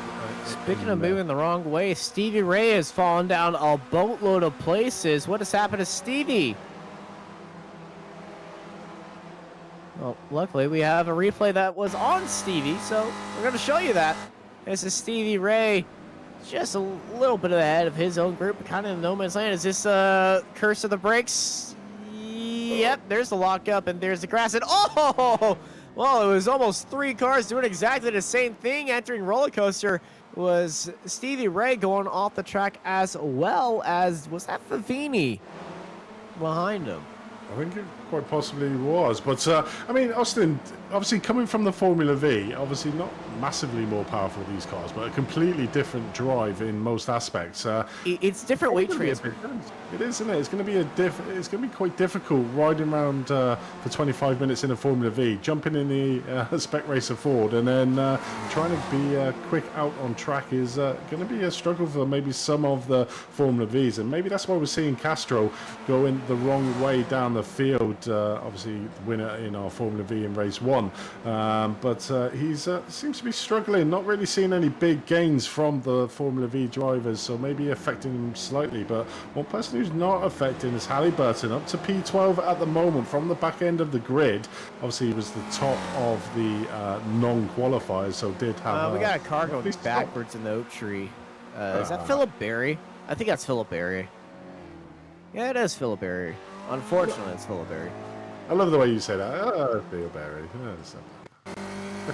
I'm just guessing off the time. I see one car going red and dropping down the field. I just assume it's them. And there's that slow spin, that slow SRS spin, and just a kiss to the wall. He's getting out of the way, but he's driving it backwards right here. And you would assume just like, oh, okay, I'll just turn left around the tree. The tree's not there in real life anymore. They took it down. I believe it's because the roots were growing underneath the track. And oh, there's a spin again for Barry. No, twice in one lap. I think This that's is the lap to forget if you're Philip Berry. It certainly is, and both getting captured live on Apex Racing TV. It's you can put that one down to the archives, I think. Yeah, put it down to the archives and blocked videos. It is, but Lynn looks like Lynn might have had a slight issue falling back Lynn into had the feel like Lynn might have locked up the brakes or just had to catch a spin, and the way you catch a spin is just you let go of the controls. You let Jesus take the wheel, and you kind of let the car do its thing. I've been watching a lot of Lynn's talents on his YouTube channel. He does Twitch streams as well, but he uploads it to YouTube channel. Lynn is so consistent on this car, but when he makes a mistake, he can save this car. It's very wonderful to watch. So if you're ever looking to get into Spec Racer 4, Yanchi and Lynn will really give y'all a good show on how to do it, as that is Mani taking a rallycross line, and he saved it. I mean, it just shows you the skill of these drivers that do this SRF week in, week out. Oh, this is in the background there, car 22 going extremely wide. Matthias, he's gone into the pit lane. As we look at this replay here from Yogamani and see what he had done, it just went wow. It just didn't want to. It just didn't want to stop. To be an understeer. Yeah, the understeer and the brakes failing, like that. You gotta work temperature into these brakes. The temperature build up into these brakes was kind of a new thing, but here's the Weiger off track at Oak Tree. This is Jason Green at Oak Tree. Yeah, but as we try to find the Weiger, Oak Tree, take two. There it is. You can see the off track just ahead of the drivers. And oh, there's that slide. He caught it. He straightened up the wheels, but he's carrying too much mustard into the grass. And he stays onto the grass. There's a car right there. He gets into the pit lane entry, which tripped our sensors, but he's back onto the main track. But I thought he was going to get onto the pit entry right there. It kept going. Great save, though. Great save. Fantastic save. Quite easy to Spec spin Racing it, Ford's not known for their off-road capabilities. but White flag is in the air for our final our sixth lap of our 15-minute race. We went by laps instead of time right now, but I believe for our second race it will be 25 laps. But 6 laps around here, that's a pretty sustainable race. It certainly is. Only 15 minutes this first race, and it's 25 minutes the second race, so a little bit more. Grid will be set by this race. It certainly will be, but look at who's managed to get out front is Gaspers, but will he get caught here down the back straight? We've seen this happen before. Naselli could get that draft, and this is the point where you want to be if you're Naselli. Get the better exit, get into that draft. We're going to see if Naselli can time this right. There's a bit of a gap between them, 3/10. But I can give Naselli the advantage he needs with the overspeed. So we go over the hump. The white flag is in the air. Naselli closing in. Target is locked. Got it right there.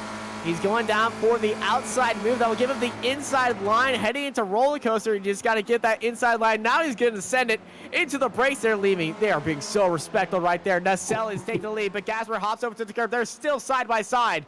And roller coaster. It's an early break by Naselli. Gaspers goes for it. And I believe that was a move out of respect. They respected each other. Gaspers takes the lead, but Gasper runs a little bit wide. Naselli gets a better exit. Here comes Naselli onto the run, but it's too late, too far away. David Gaspers takes the first win of the day, followed by Naselli and Lynn in third. Arabian in fourth, followed by Castro right behind him as everyone's starting to slow down and all bunch up. Hopefully they don't hit each other. They all stay right. Fritz Shuri in sixth, Sadro, Monty, Halliburton, Green, Lissani, Weiger, Bradshaw, Hendrickson, McAvery, Brewster, Volgal, Nuez, Burkett, and Jackson are top 20. Biggest mover to put themselves into the spot where they wanted to be. Up 15 spots, Kane Halliburton to finish 9th. Yeah, great recovery drive there from Halliburton to get himself back. I don't believe he was in that position at the start of that back straightaway. No, definitely not. I was wondering if that front race, if Naselli actually gave up the lead to Gaspers to get that. Yeah, I believe he did. He got onto the brakes very early for that corner. I've been in a few moments where we go side by side through there. It doesn't end out well. I can tell you the touring car form had a little bit of an issue posted, but this is such a beautiful fight. They left the space for both of them. They're really pushing each other, but they both kept the spot on, and there's the early break for David Gaspers to take the win. Gaspers, oh, that was well defended by him. Very cleanly driven, didn't take the elbows out, didn't try anything silly at the end, and respect goes a long ways as, well, you want to end the first race with your car in pristine condition so you don't have to prepare for race number 2. Yeah, but luckily iRacing, it's an immediate thing and it doesn't cost you any money. So, but that was great sportsmanship from Naselli. Literally put too much pressure on Gaspers, pushed him out wide coming down the roller coaster, and then, you know, broke early to give Gaspers a win, feeling that he probably won that unfairly, and that's great sportsmanship there from Naselli to give Gaspers a win in the first race. So going to be interesting for this second race where we got David Gaspers on pole position, our race winner from the first race. Naselli there in second, Wanshi Lin in third, Friends Arabian in fourth place, Dudu Castro in fifth, Jeff Richard in sixth, Dan Sadaro in seventh, Jorge Marni in eighth. Kane Halliburton, as we said, up 15 places from the first race, so it's going to be interesting to see what he can do in this second 25-minute race there in 9th place. Jason Green in 10th, Gurian Lesnoy in 11th, and Matthias Vega, after his excellent off-road skill, there in P12. Adam Bradshaw in 13th, Jim Hendrickson in 14th, Gary McKeevy in Jerry Makuya in P15th, Jim Brewster in 16th, Aaron Vogel in 17th, Kurt Nunez in 18th, Marcus Becker in 19th, Paul Jackson 20th, Andrea Flavini in 21st, Stevie Ray in 22nd, Simon Meyer 23rd, and Stephen Mitchell in 24th. In 25th, we got Tom Gradwell. 26th, we got Andrew Love, Joshua Justice in 27th, Phil Berry in 28th, Nigel Fuda in 29th, Gary Walbot in 30th, Megan Overstreet 31st, Alan McCain in 32nd, Josh Fuertz in 33rd, Mark Carter in 34th, and rounding out your field is Israel Lee in 35th position after his incident earlier on we saw around Oak Tree Bend. So 25-minute race ahead of us, Austin. Should be a good one. Yeah, 25 minutes on the clock as we are all ready to rock and roll here. But we got that long pace lap, so are we ready? Are you excited for this? I'm certainly excited. As I'm looking at the race. Our feature race, yep, 11 laps scheduled, 25 minutes on the clock if we go more, if we can't make it 11 laps within 25 minutes. So I'm excited for this. Usually we just go by time, but sometimes it's just the amount of laps that these guys feel like they can do, guys and girls. But, you know, we saw Kane Halliburton make up 15 spots. Do we expect Kane to be fighting for the lead in this race? I mean, he's put himself in the best position to certainly be up there. We can see him there, the car number 12. They're just in the background. Sorry, the car 160 in the background in P9 overall. So he's got a really good run. He just needs to make sure he makes some passing moves nice and clean, but it's not going to be made easy for him for some extremely fast drivers in front of him, namely David Gaspers, Naselli, and Wanshi Lin, the top three at the moment. So he's going to have his hands full, really, to see if he can get this second race win, but it's going to be entertaining, whatever the outcome, and I'm super looking forward to this one. Looking forward to this as well. So we go down from Oak Tree Bend. Any pit lane takers today? Hopefully not. That's a little bit silly, but knowing these drivers, they love to prove me wrong. Well, we're watching the front two, so they got through safely. Okay, so, thankfully nobody did it. Thank you, guys. Thank you. Got it out of your system. I'm expecting the reason why is because Kane's on the other side of the track. Yeah, very true, very true. Didn't fancy taking that trip down memory lane. It's like I could cut across traffic, go off the track, go back across traffic, or I could not. I could not, and just see if I can win race number 2. So yeah. I think maybe he's in that zone at the moment, thinking I need a really good start. But the start is going to be super important around here, and if the front group break away, it's going to be a hard task for any of the back markers in that first group to try to make their way up. But it's going to be an interesting 25 minutes ahead of us, and we'll see it all unfold here live on Apex Racing TV. We saw Naselli get a fantastic start last time when they were in the lead. Now it's David Gasper's turn. They started second. They know how Naselli started, and they immediately got down towards the inside to get into that draft. But Yanshi Lin is right there in third place. But race number 2 is green. And it's a good start by Gaspers. And Naselli is kind of left waiting. As here's Yanshi Lin, but we got him crashed. We got 2 cars around on the front straightaway. And chaos at the front of the field. More crashing. Oh, and they're still crashing. Oh, there's cars. It's like a pinball machine gone wrong with how many cars have been involved right there.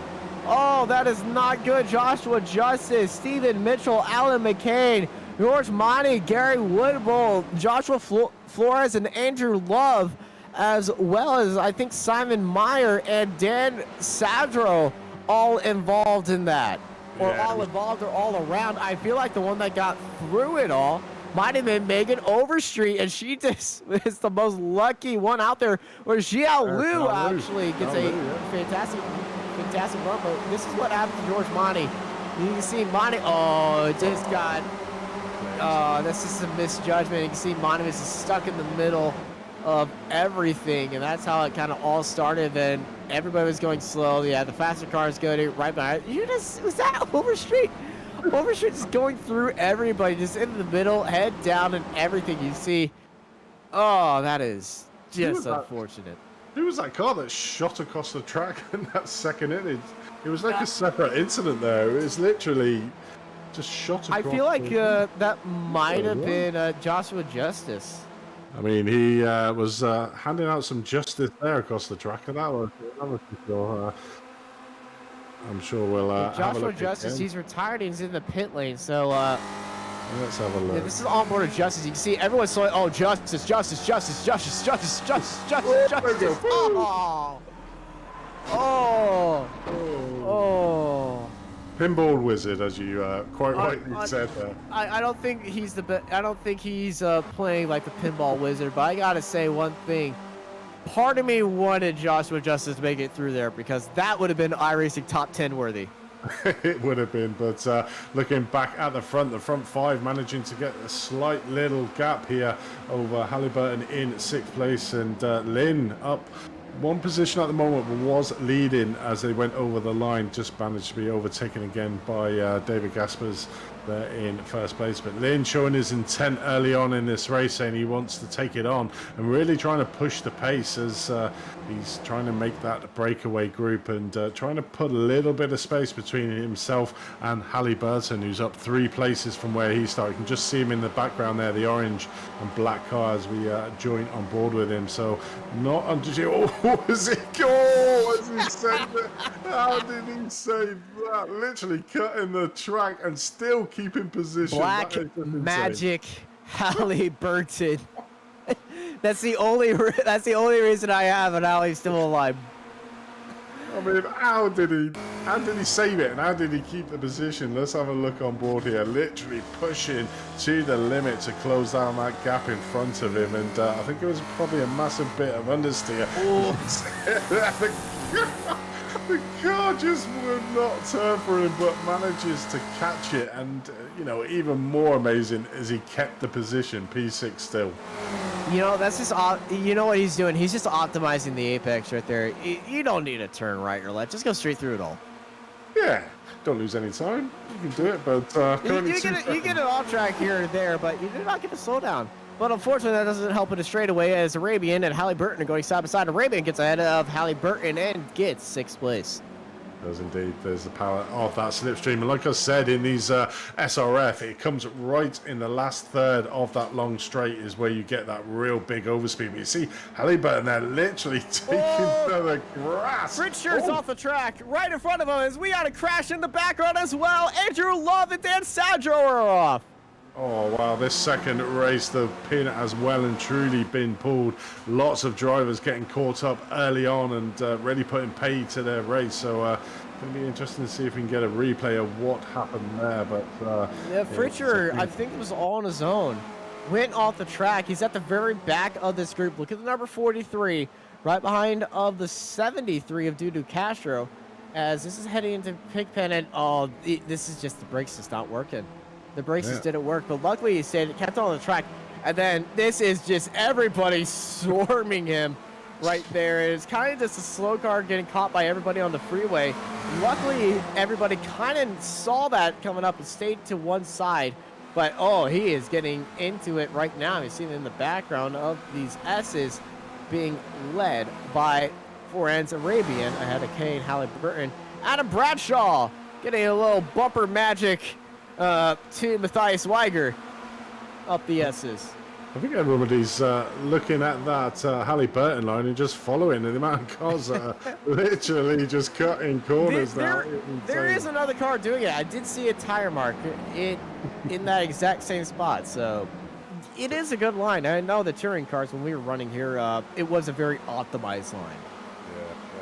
As usual, the front four managing to scamper away. You can see him there up in the distance as we join them now, as Lynn making a move here. As you can see the power of that slipstream in these cars. I mean, you just want to be in second place when you're in that last lap if you can get that close, because the front car is just a sitting duck. There's not a lot you can do. So Lynn managing to take the lead Gaspers closely follow him in second place. But we did see this the lap previous, and Gaspers managed to get the pass done into turn number 1. So will he do the same again here? Extremely close here. Got that slipstream effect coming around here, around the hog pen, and literally right on the rear bumper, going and pulling alongside here, and looking at taking that position back again. But as you can see there, the line is quite close to the end, so he really doesn't want to be doing that on the final lap, because he will lose this race. And looking for a double race win here at the moment. So Gaspers and Lynn just trading places at the front of this field.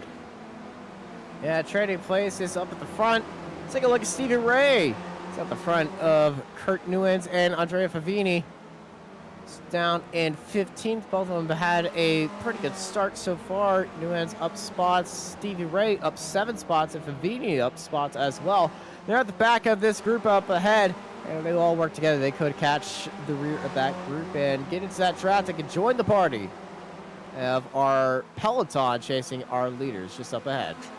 It is, but you normally come to see these, not the extreme positionings gains we normally see in the SRF. I think the highest I forgot his name. I know Jonathan will remind me who it is. The Italian guy, Andreas Bertoni. I don't know if you've ever watched it. That guy. We've actually got Bertoni Cam coming soon for the next season. The guy starts in last place every single race, and the last 2 rounds I think was 33 positions for the penultimate rounds, and on the final round he got up 35 positions. That's bigger than most grids on iRacing and here on Apex Racing TV. But Stevie Ray's had another incident at Oak Tree, and I feel like this might have been worse than the first one, as Kurt's going into the pit lane.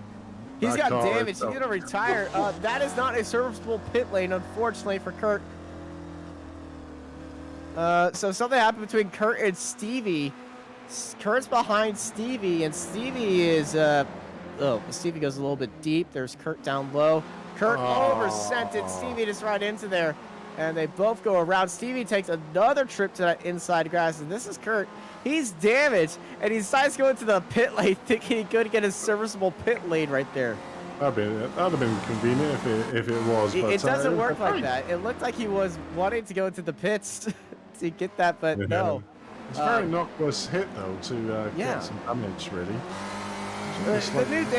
The damage model for these cars has been changed to an energy-based situation from an incident, but also this energy, it could get fractures as well, as from what I've been listening to the iRacing downshift damage model that they were saying on the iRacing downshift, that if you get a car contact that overachieves the energy exceeded to break something, it will bend it. Yeah, it certainly will, but we joined back with the lead. It's called energy-based damage model. It's a change of damage model. But Lynn stays ahead of Gaspers. Gaspers on the inside, but Lynn just snuck it around the outside and made that work. Top 3, no still. They certainly are, as they go around for another lap. Lynn making that move slightly earlier. Maybe Gaspers just holding back to get that slipstream effect down that long straight. But watch Naselli as well. He is right on the heels of these front 2. So we could see a 2 for 1 here from Naselli. We'll have that slipstream from Gaspers. We'll pull out when Gaspers pulls out to pass Lynn, but then we'll still continue to get that slipstream effect. So watch him coming through here as we drive on board. And like I said, look how much speed is gained coming into that last third. That's where really the slipstream comes into massive effect. Just biding his time at the moment is Naselli in 3rd place, probably used to the fuel saving tactics of the formula, the SRF weekends, which is a 40-minute race, not a 25-minute race, Naselli. So mandatory pit stop make too. that bit. Yeah, exactly, and that always throws in. But this one won't be any pit stops. This will be a race to that checkered flag as we join on board with Green, just trying to get past Bradshaw. We saw Bradshaw getting a little bit of airborne there coming around the Hogs Pen, maybe compromised a little bit of his speed, and we did see how fast Green was in the previous race, so eyeing up that 9th position at the moment. Yeah, nice position, more solid right now as we start lap number 6 out of 11. Just crossing over that halfway mark. We're crossing into halfway territory. This is where we're going to start seeing our top drivers get a little bit more aggressive. They certainly got that gap behind them where they want it to be. But our top 4, Gaspers, Lynn, Naselli, and Castro, all in control. Look who's leading group number 2, Kane Halliburton. Certainly is. Has got a bit of a gap now between himself and Castro in 4th place to the tune of around 4 seconds. So it's going to take a mistake from the front drivers to be able for Halliburton to get back. I mean, he's trying to just break away from Hendrickson in 6th place, but in these cars it's extremely difficult to do, and I'm pretty sure he doesn't want anyone to overtake him because he does seem to be very nippy around the infield section of this track, certainly that first sector. So really wants to be out in front to maximize the speed and try and close down that gap a bit. You can see the gap there on screen quite nicely. Doesn't look that big. Like you said, in the Formula V's it always looks a lot further out on track, but Lynn and Gaspers are still nose to tail with Naselli just hanging on. Castro's just hanging on there for dear life to these top 4, but you can just see that he just closes up at the end of the straight at the moment. But certainly seems at the moment it's Lynn and Gaspers are the 2 racy ones in that front grid. A little bit of a lockup by Matthias right there. They're pressuring side by side. The 6-7 of Greg McAvery able to make it around the outside at the start of the roller coaster, but everybody slopping with each other. Whew, that's always a heart-pounding moment. It certainly is. Cars now realizing they've got over half race distance, so need to start pushing on here as we watch McKeevy having a little bit of a battle here with Viger going side by side into turn number 1. Who is going to come out on top here? So you got Viger on the outside, McCarvey on the inside. Oh, as he slightly makes a tiny little mistake, does Viger giving the hand in the position there to McGeevy, who gratefully receives it to take that P11. So these little battles now out on track will be coming fast and frantic into this second half of this race. Fast and frantic indeed.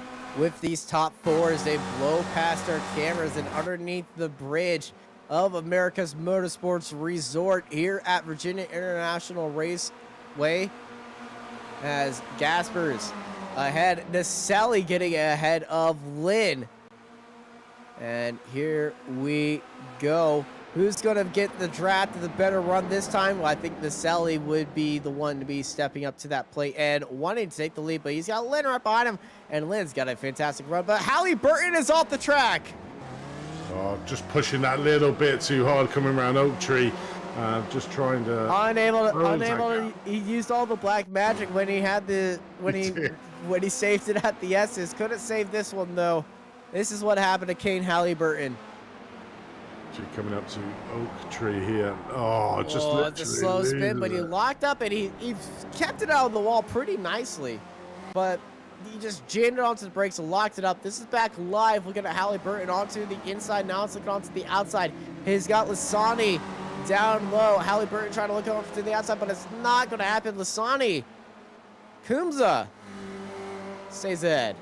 Yeah, Lesnoy there, our S2 champion from the current season, just gone in, is heading out this group here with Halliburton behind, just trying to make up from his earlier mistake, but really pushing that car to its absolute limit. And we've seen him taking some very unorthodox lines, but trying to make the pass here on Lesnoy there, managed to get the relatively easy pass as well around the outside. I think Lesnoy just giving him the position there, just took be worth tucking up onto the back there. There is the 3-second gap between himself and maybe in there in 6th place. Oh, as we see a big issue in the background. No. Oh, 4 drivers there, literally. Adam Bradshaw involved, Weiger also involved as well. And oh, that's gotta be so heartbreaking. Aaron Vogel also involved in there, but geez, that was a big hit. And I think Matthias might be. Oh, ooh. Bradshaw. No, Vogel. That is a big hit. Vogel, big hit off the S's. I think that's what would usually happen if you did what Halliburton did, and that's what happens when you don't save it. Big hit to the wall. Exactly. Let's have a look at Vogel, see Well, what happens. Vogel, this is the race going from bad to worse to falling off the cliff to breaking your leg. Yeah, so coming down the corner. So, literally- he's just sent it. It's just a light tap. Got turned. Actually, I feel like he's just He's on the back. and all that. Yeah, I think his steering maybe. Yeah, bit. you I mean, see look his at the front nose is already chopped in, so it was a pretty substantial hit. And I believe his steering might be broken. It might well be. We'll see what happens where he came around here. Literally, There's the could not grass, and turn in. there's the snap, and boom! Oh, and there's the wall. And there's the end of the race. Yeah, it definitely is. I think there was obviously some steering damage there, which probably didn't help him too much. But yeah, as we're back live now at the front of this race, Lynn, Naselli and Castro literally broken away here from Hendricks, and Gaspers has fallen back into 4th place. So something has happened to Gaspers whilst we were looking at that last incident, because he has lost a truckload of time. 4 seconds, near enough 3 seconds to the lead. He was up the front of this field, so be interesting to see what happened to him, Jonathan, if you could have a look at a replay there.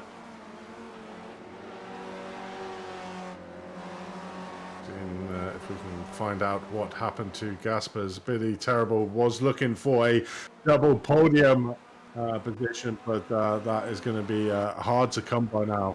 So let's have a look. This heading into turn 1.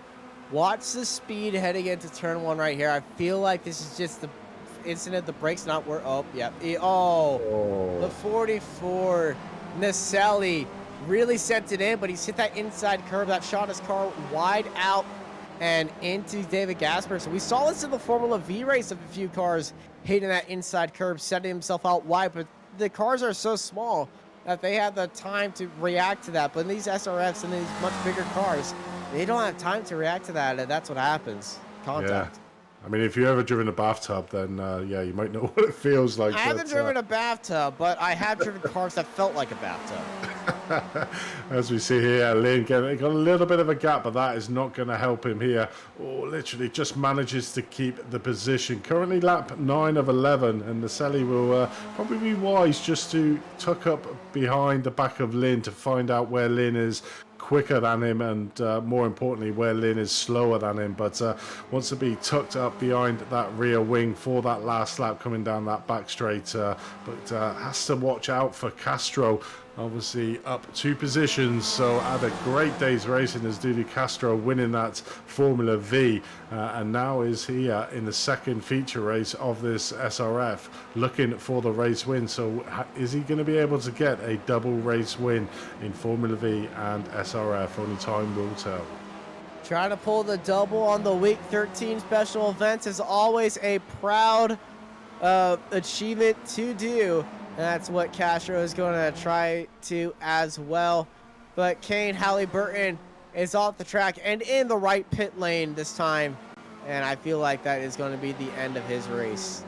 Yeah, certainly is, and really pushing hard to try and catch back with the front pack that did manage to break away. Did see him come off around Oak Tree Bend, and looks like he's had another issue out on track that's been terminal for his race, and decided to call it a day. But what isn't being called a day is who is going to win this race. Currently being led by Lynn at the moment with 0.2 of a second over Naselli in second, with Castro literally tucked up behind the rear wing of Naselli. So any one of these 3 drivers has the opportunity to take this race, and if my tactics are right, Naselli will not make a passing move here on Lynn. We'll just do a little bit of a marker for the next lap, because that is the final lap. So a little bit of a study.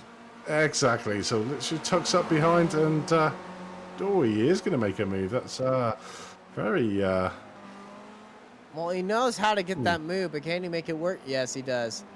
Yeah, well, I mean, Linwood was probably rubbing his hands together there, you know, given the fact of the power of that slipstream. Naselli, has he made a calculated error here? The ball is in Lynn's court. Certainly is. But Certainly is Lynn going to stay there? Because we saw with what Castro did, Castro took the lead, and he gave them the draft, and he was able to be so aggressive as here goes Lynn Ah, there you Naselli. go. I think Naselli did a little bit of a pull of the clutch right there. Lynn takes the lead. White flag is in the air with Naselli and Castro on his bumper. And now Lynn is going to be deciding, should I stay in the lead or should I go? We are going to find out. That was a close call there from Naselli because he nearly gave the opportunity for Castro to jump up his inside, but just managed to cover that off. So at the moment, Naselli in the driving seat of this race.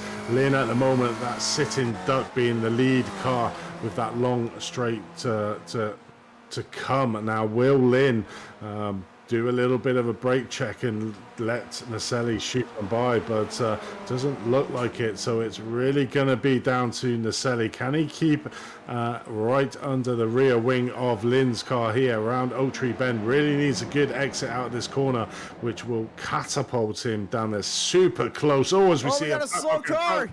Oh, it's not going to put any much into this race, but did put on a couple of the drivers. Oh, it's going to give Lynn a little bit to break out away from that draft. Lynn used that slow car down low to get away from that draft just a little bit. It's like a free snake and a free block. Lynn's got a big gap, but here comes Naselli. Naselli closing down. Lynn is choosing that outside line. Here comes Naselli down low. Side by side, he's going to be entering late. Lynn's down low. Naselli around the outside. Castro's in there as well, but Yanji Lynn keeps the lead. But watch behind him. We got a big crash right behind. But Naselli and Lynn are side by side. Lynn holds it around to the outside. Naselli trying to do the overrun to the switchback. He's into the bumper of Lynn. He's got an inside line. Lynn's out into the grass. Naselli's able to put the pressure and make the mistake. And it's going to be Maurizio Naselli taking the second win in a heartbreaking final quarter mistake by Yanji Lin.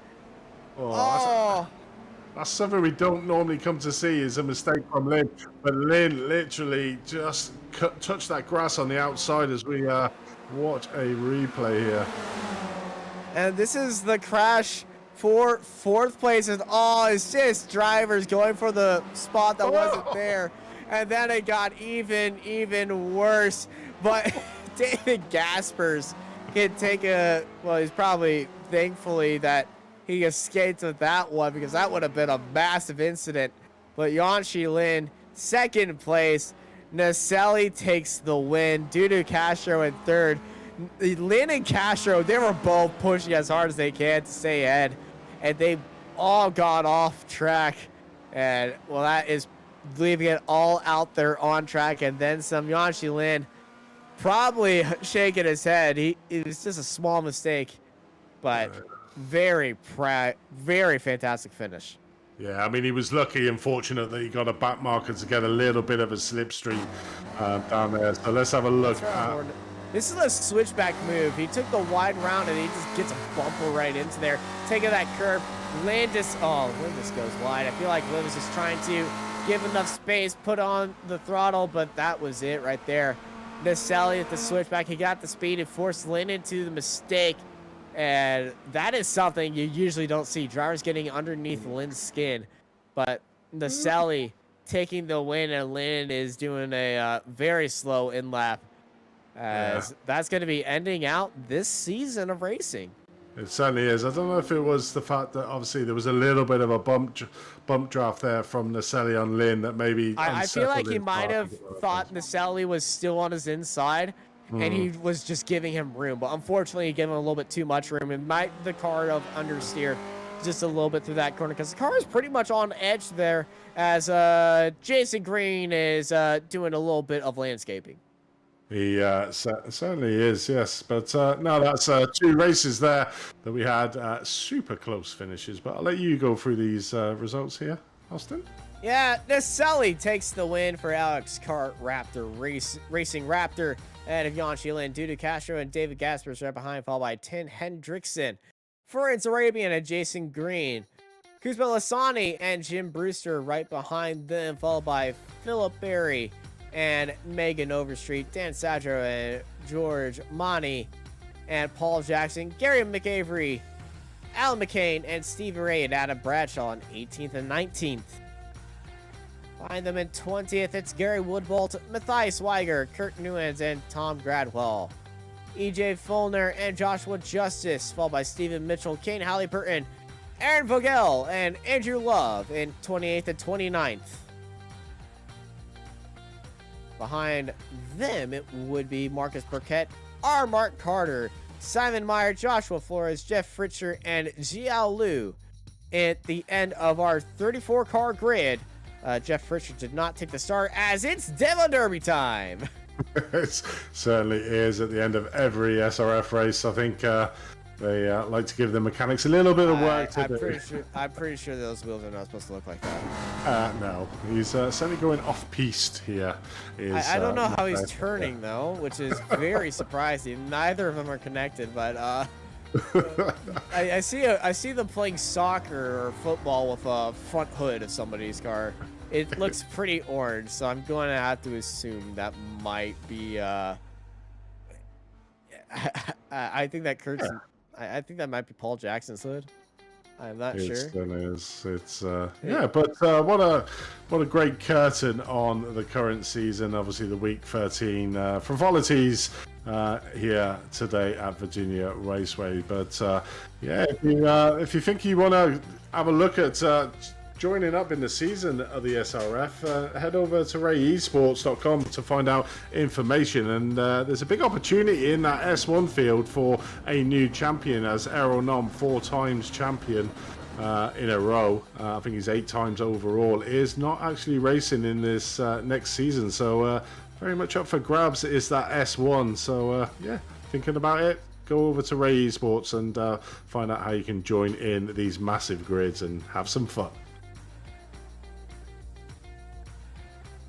Yeah, let's go grab. Well, he took the win in the Formula V, so let's go get Dudu.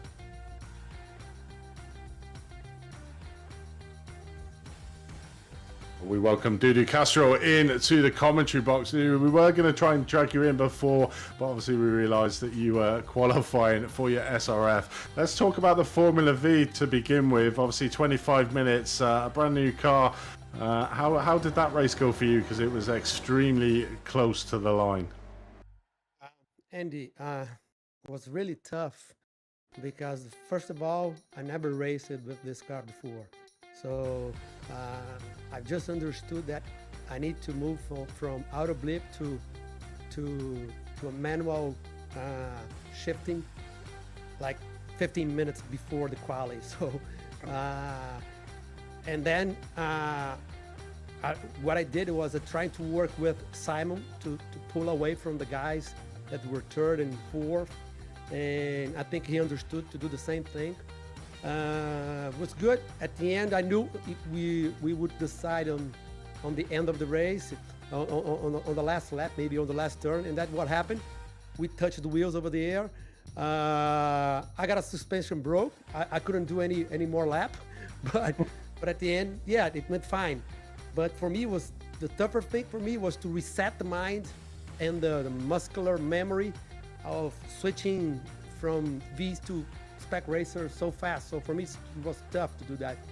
Yeah, I mean, you just answered the question I was probably going to ask. Obviously, moving to this, back to your SRF, the staple ground for your normal racing. Obviously, you said there it's quite hard to get the muscle memory back. But you did quite well, obviously, 5th in the first race, and then fighting for the race win. Just a little bit off the pace, really, to Lynn and Naselli out in front. But you were there to pick up if anything did happen. How did the next 2 races in the SRF go for you?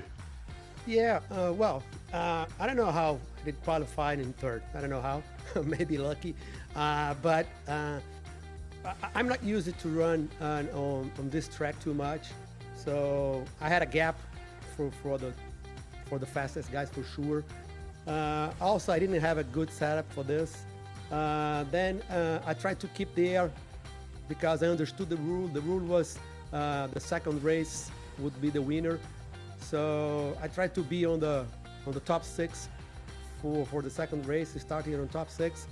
Then I did a little change on my set that I could do the turn 12 easier. What I was having difficult from the first race to the second, and I still having like 1/10 something like slower than the guys, but on the draft I could follow them, and my only chance was the last lap, and that's what I did. I tried to go there, but unfortunately I was too close. I think I got some bad, I don't know, not a clean air, and then I went off to the grass, and but it was really fun, tough but fun. Yeah, definitely. But I mean, a great day's outing for you. Obviously, winning the Formula V 25-minute race and then getting a 5th and a 3rd in the final race. So a good day's racing for you, Dudu. Before we let you go, mate, is there anyone you'd like to give a shout out to? Well, always Steve Ray. He's unbelievable. He did a great season with his league. Now we are approaching a new season. I hope I can make more races this next season. Unfortunately, I couldn't on the last one. Yeah, I think he is one of the guys, and of course you guys that does this great show and the broadcast. You guys are amazing. Thank you for all. Thank you very much, Dudu, and good luck for the new season, and every opportunity for that race win, as their old norm is not racing in this one. So good luck, mate. Yeah, always a chance. Definitely. So that was Dudu Castro there, obviously winning the Formula V and coming 3rd overall in the Spec Racer Ford. So Austin, who you used to buy with? Well, we saw him finish 2nd place, so let's bring in Lynn, as Lynn had a very fantastic run, and I gotta say, it was a very risky last lap, but he had a strategy that looked like it was going to win. Lynn, how was that race, and you want to talk about the final lap? I don't know. I just, I mean, Antonio said in my chat that I did what he did at Okayama. Just had everything in the bag and then give up on the last corner. It's never over until the fat lady sings. And when we were going down that straightaway, you saw that lap car going slow. You used him as a block to get a better line and keep the draft away. Did you see that lap car? I think this is it. I got this. Yeah, I thought I saw Steven there. I was thinking that I don't have to do all the weaving now. I can just kind of use him a little bit, let's say. So using him sounds a little bit evil. So yeah, I thought taking advantage of the situation. Yep, that's a better choice of word. Well, it looked like you had a lot of fun. You were always up there in the top 3. You never left the top 3 in the second race. The first race, you got into the top 3 and you never left them as well. How is racing up the front with these guys and week after week and always having a blast out there? I mean, that's why I keep doing seasons after season. But yeah, I think I don't know. But I mean, I'm still doing next season, obviously. That's always good to hear. Congrats on a good race. It was a very fantastic show for you in the Spec Racer 4. We're going to be excited to see you for the next 12 weeks. Before we let you go, anybody you want to thank? Of course, thank Steve for organizing the race, although he kind of messed up the qualifying a little bit. And thanks for you guys broadcasting, and thanks for Race Voice for the sponsorship. Awesome, and thank you for always giving us a good show out there on track. All right, over to Andy, who is standing by with Jimbo Brewster. Yes. Good afternoon. Good afternoon, Jim. How are you doing? Real good. This is my best weekend warrior surf finish ever, so I'm ready to go out and have a party. All right. Well, I can tell you were putting on a lot of the shows in the V's and the Spec Racer for it here, as you were. I love the V's. Yeah, the V's are looking like your home bread and butter, but yeah, the Spec Racer Fords, like I said, best finish ever, top 10. How you feeling after that, and at your home state track too? Yeah, we'll be here. Me and Andrew Love will be spectating down at the runoffs here in a week.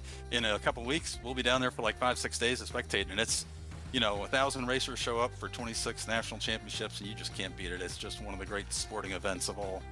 It certainly is. If I had the opportunity to go there, I certainly would, but I'm stuck down here in Texas. But enough about me. Fantastic race by you. You moved up through the field. You had a grand old time, up 7 spots, and it just seemed like everything was going your way today. Well, it's old geezers sometimes are good at not making mistakes, and so it's a qualifying deal. Like last week, you guys were talking about. I got a great qualifying run because it was a draft track. Today, I got a good qualifying run because it was the average of 2 laps, and I didn't get any X's on either of my laps. So, qualifying's a funny thing. I'm not all that fast, but I try to be smart. Well, you certainly did it all smartly, and you did everything rightly. Like I said, sometimes us old guys don't make mistakes, and it certainly worked out for you. Top 10, congrats on your best finish ever. Before we let you go, anybody you want to thank? Well, Stevie, of course. I work lots with Stevie with the V's, and I really think Stevie, if SCCA ever gets serious about esports, Stevie is the guy they're going to do it with. His leagues are great. I just started running with his Tuesday unofficial SCCA, but I think so many groups need to. The real racers need to understand this should be part of all their training for all their driver education. NASA, SCCA, all those guys should be including, some time here in iRacing, and it would improve all the racers. And thanks to you guys. By the way, my sister watches you guys live every week from Argentina, and she gives me a full race report. And so we're trying to get people out to listen to you guys. I tell everybody you're every bit as good as any television show. You guys do a great job. And thanks again to Stevie and the racers. This is good, clean racing. Awesome. Thank you for that as well. Jim Brewster, everybody. And joining Andy in the booth, Stevie Ray. Yeah, we couldn't go without bringing good old Stevie into the commentary booth to have a chat with. Stevie, obviously you put in extremely lot of work, not only for the normal season, but to put on these special events, week 13s, and I think you outdone yourself today. Formula V, first time on Apex Racing TV, was a cracking race to behold, and then we had 2 excellent SRF races. I mean, big congratulations to you, but over to you to obviously promote the next season and give you your thoughts on today's races. Yeah, hopefully the V race, from my point of view, it was a lot of fun. Those little cars, maybe some of the slowest on the service for road racing, but they provide some of the best racing. So I can promote that. If anybody wants some great racing, right now they're not broadcast, but they are a ton of fun. We do those before the Spec Racer Ford group. There's time to run the race there, get out, get a cold drink, take a break, and then jump into practice for the Spec Fords. The Spec Racer group, we did the same format last season for the vRunoffs, and everybody seemed to like it, so I thought, well, we'll do that again. The only downer was apparently this track isn't as popular, so the attendance was down a little bit this season, but I still think we had some, as you say, some cracking racing. I really loved it. Next season, we're changing up the points a little bit for the bonuses. We're going to start awarding the fastest lap and the bonus points that we do, leading the lap, that sort of thing, per class instead of just overall. Give the guys a little more fun down racing with their peers in each class. So those are growing. I had some guys already tell me, hey, I'm old now, I need to join you guys. So we're going to have some more masters join us. Formula V's, I've already seen some growth in that, so that league's growing. So yeah, it's just a ton of fun. If you haven't watched some of them on Apex, you need to do that. Go to Apex Racing TV, look up Weekend Warriors. We got a ton of them on there for you. Yeah, definitely. I mean, this is my first proper season of commentating with you guys. I did one race to stand in, caught the bug, and pretty much done the commentary for the rest of the season. Some cracking races. I think this was the first race I actually did broadcast on, and that again was an absolutely cracking race. All of them are all super close, and like you said, Steve, with these slower cars, it makes for even more interesting races out on track, and I'm pretty sure that you'll go back to your normal full-size grids live on Apex Racing TV. But any final words from you? Oh, just want to thank everybody that comes out, all the guys that supported us today, all the drivers that support it during the season, week after week. I keep saying it, and I honestly mean it. The league is nothing with the guys on track every week. I get the privilege of setting it up and promoting it and doing some of the work, but It's my thanks, my warm feeling, my warm fuzzy, if you want to call it, is everybody enjoying it and having fun. And it's everybody on track every week that makes the group what it is. Yeah, I'd just like to say, obviously from the commentators, it's your humility that makes you the guy that you are. You know, the amount of work, and I know from being an ex-admin of Apex Racing TV or Apex Racing, is the amount of work that goes into setting these leagues up should never be underestimated. And obviously, I know you say the guys are the reason why you do it, but obviously your passion and love for the car itself that brings it back season after season. So a big thank you from us here in the commentary team on Apex for letting us commentate on you. It's an amazing event, and long may it reign. So congratulations, Steve, on another successful season and a successful week 13 race as well. So congratulations, mate. All right, thanks, Andy. Appreciate it. Cheers, Steve. So there's Stevie Ray, the organizer for the SRF weekend, and an outstanding guy. He was so humble with the amount of work he does, and he puts on an excellent series. So if you want to get on the grid, just go over to rayesports.com and find out there how to get yourself onto the grid. Will be a full grid, and it's always entertaining. But yeah, at the end of another excellent week 13 race, Austin, I mean, what more can I say? It's the end of one chapter and beginning of another chapter. Season 4 is around the corner for the Weekend Warriors as they head to Scuba. So that's going to be a lot of fun and a very, very entertaining small chaotic track, the 2000 full circuit. It's going to be a lot of fun seeing how many Spectres and Fords we can crack on to track right there. It's going to be a lot of fun. Thank you, everybody, for joining us here on Apex Racing TV. I've been joined by Andy Thompson with Jonathan Grabowski in the production booth, and I'm Austin Knight, and I hope y'all have a good night.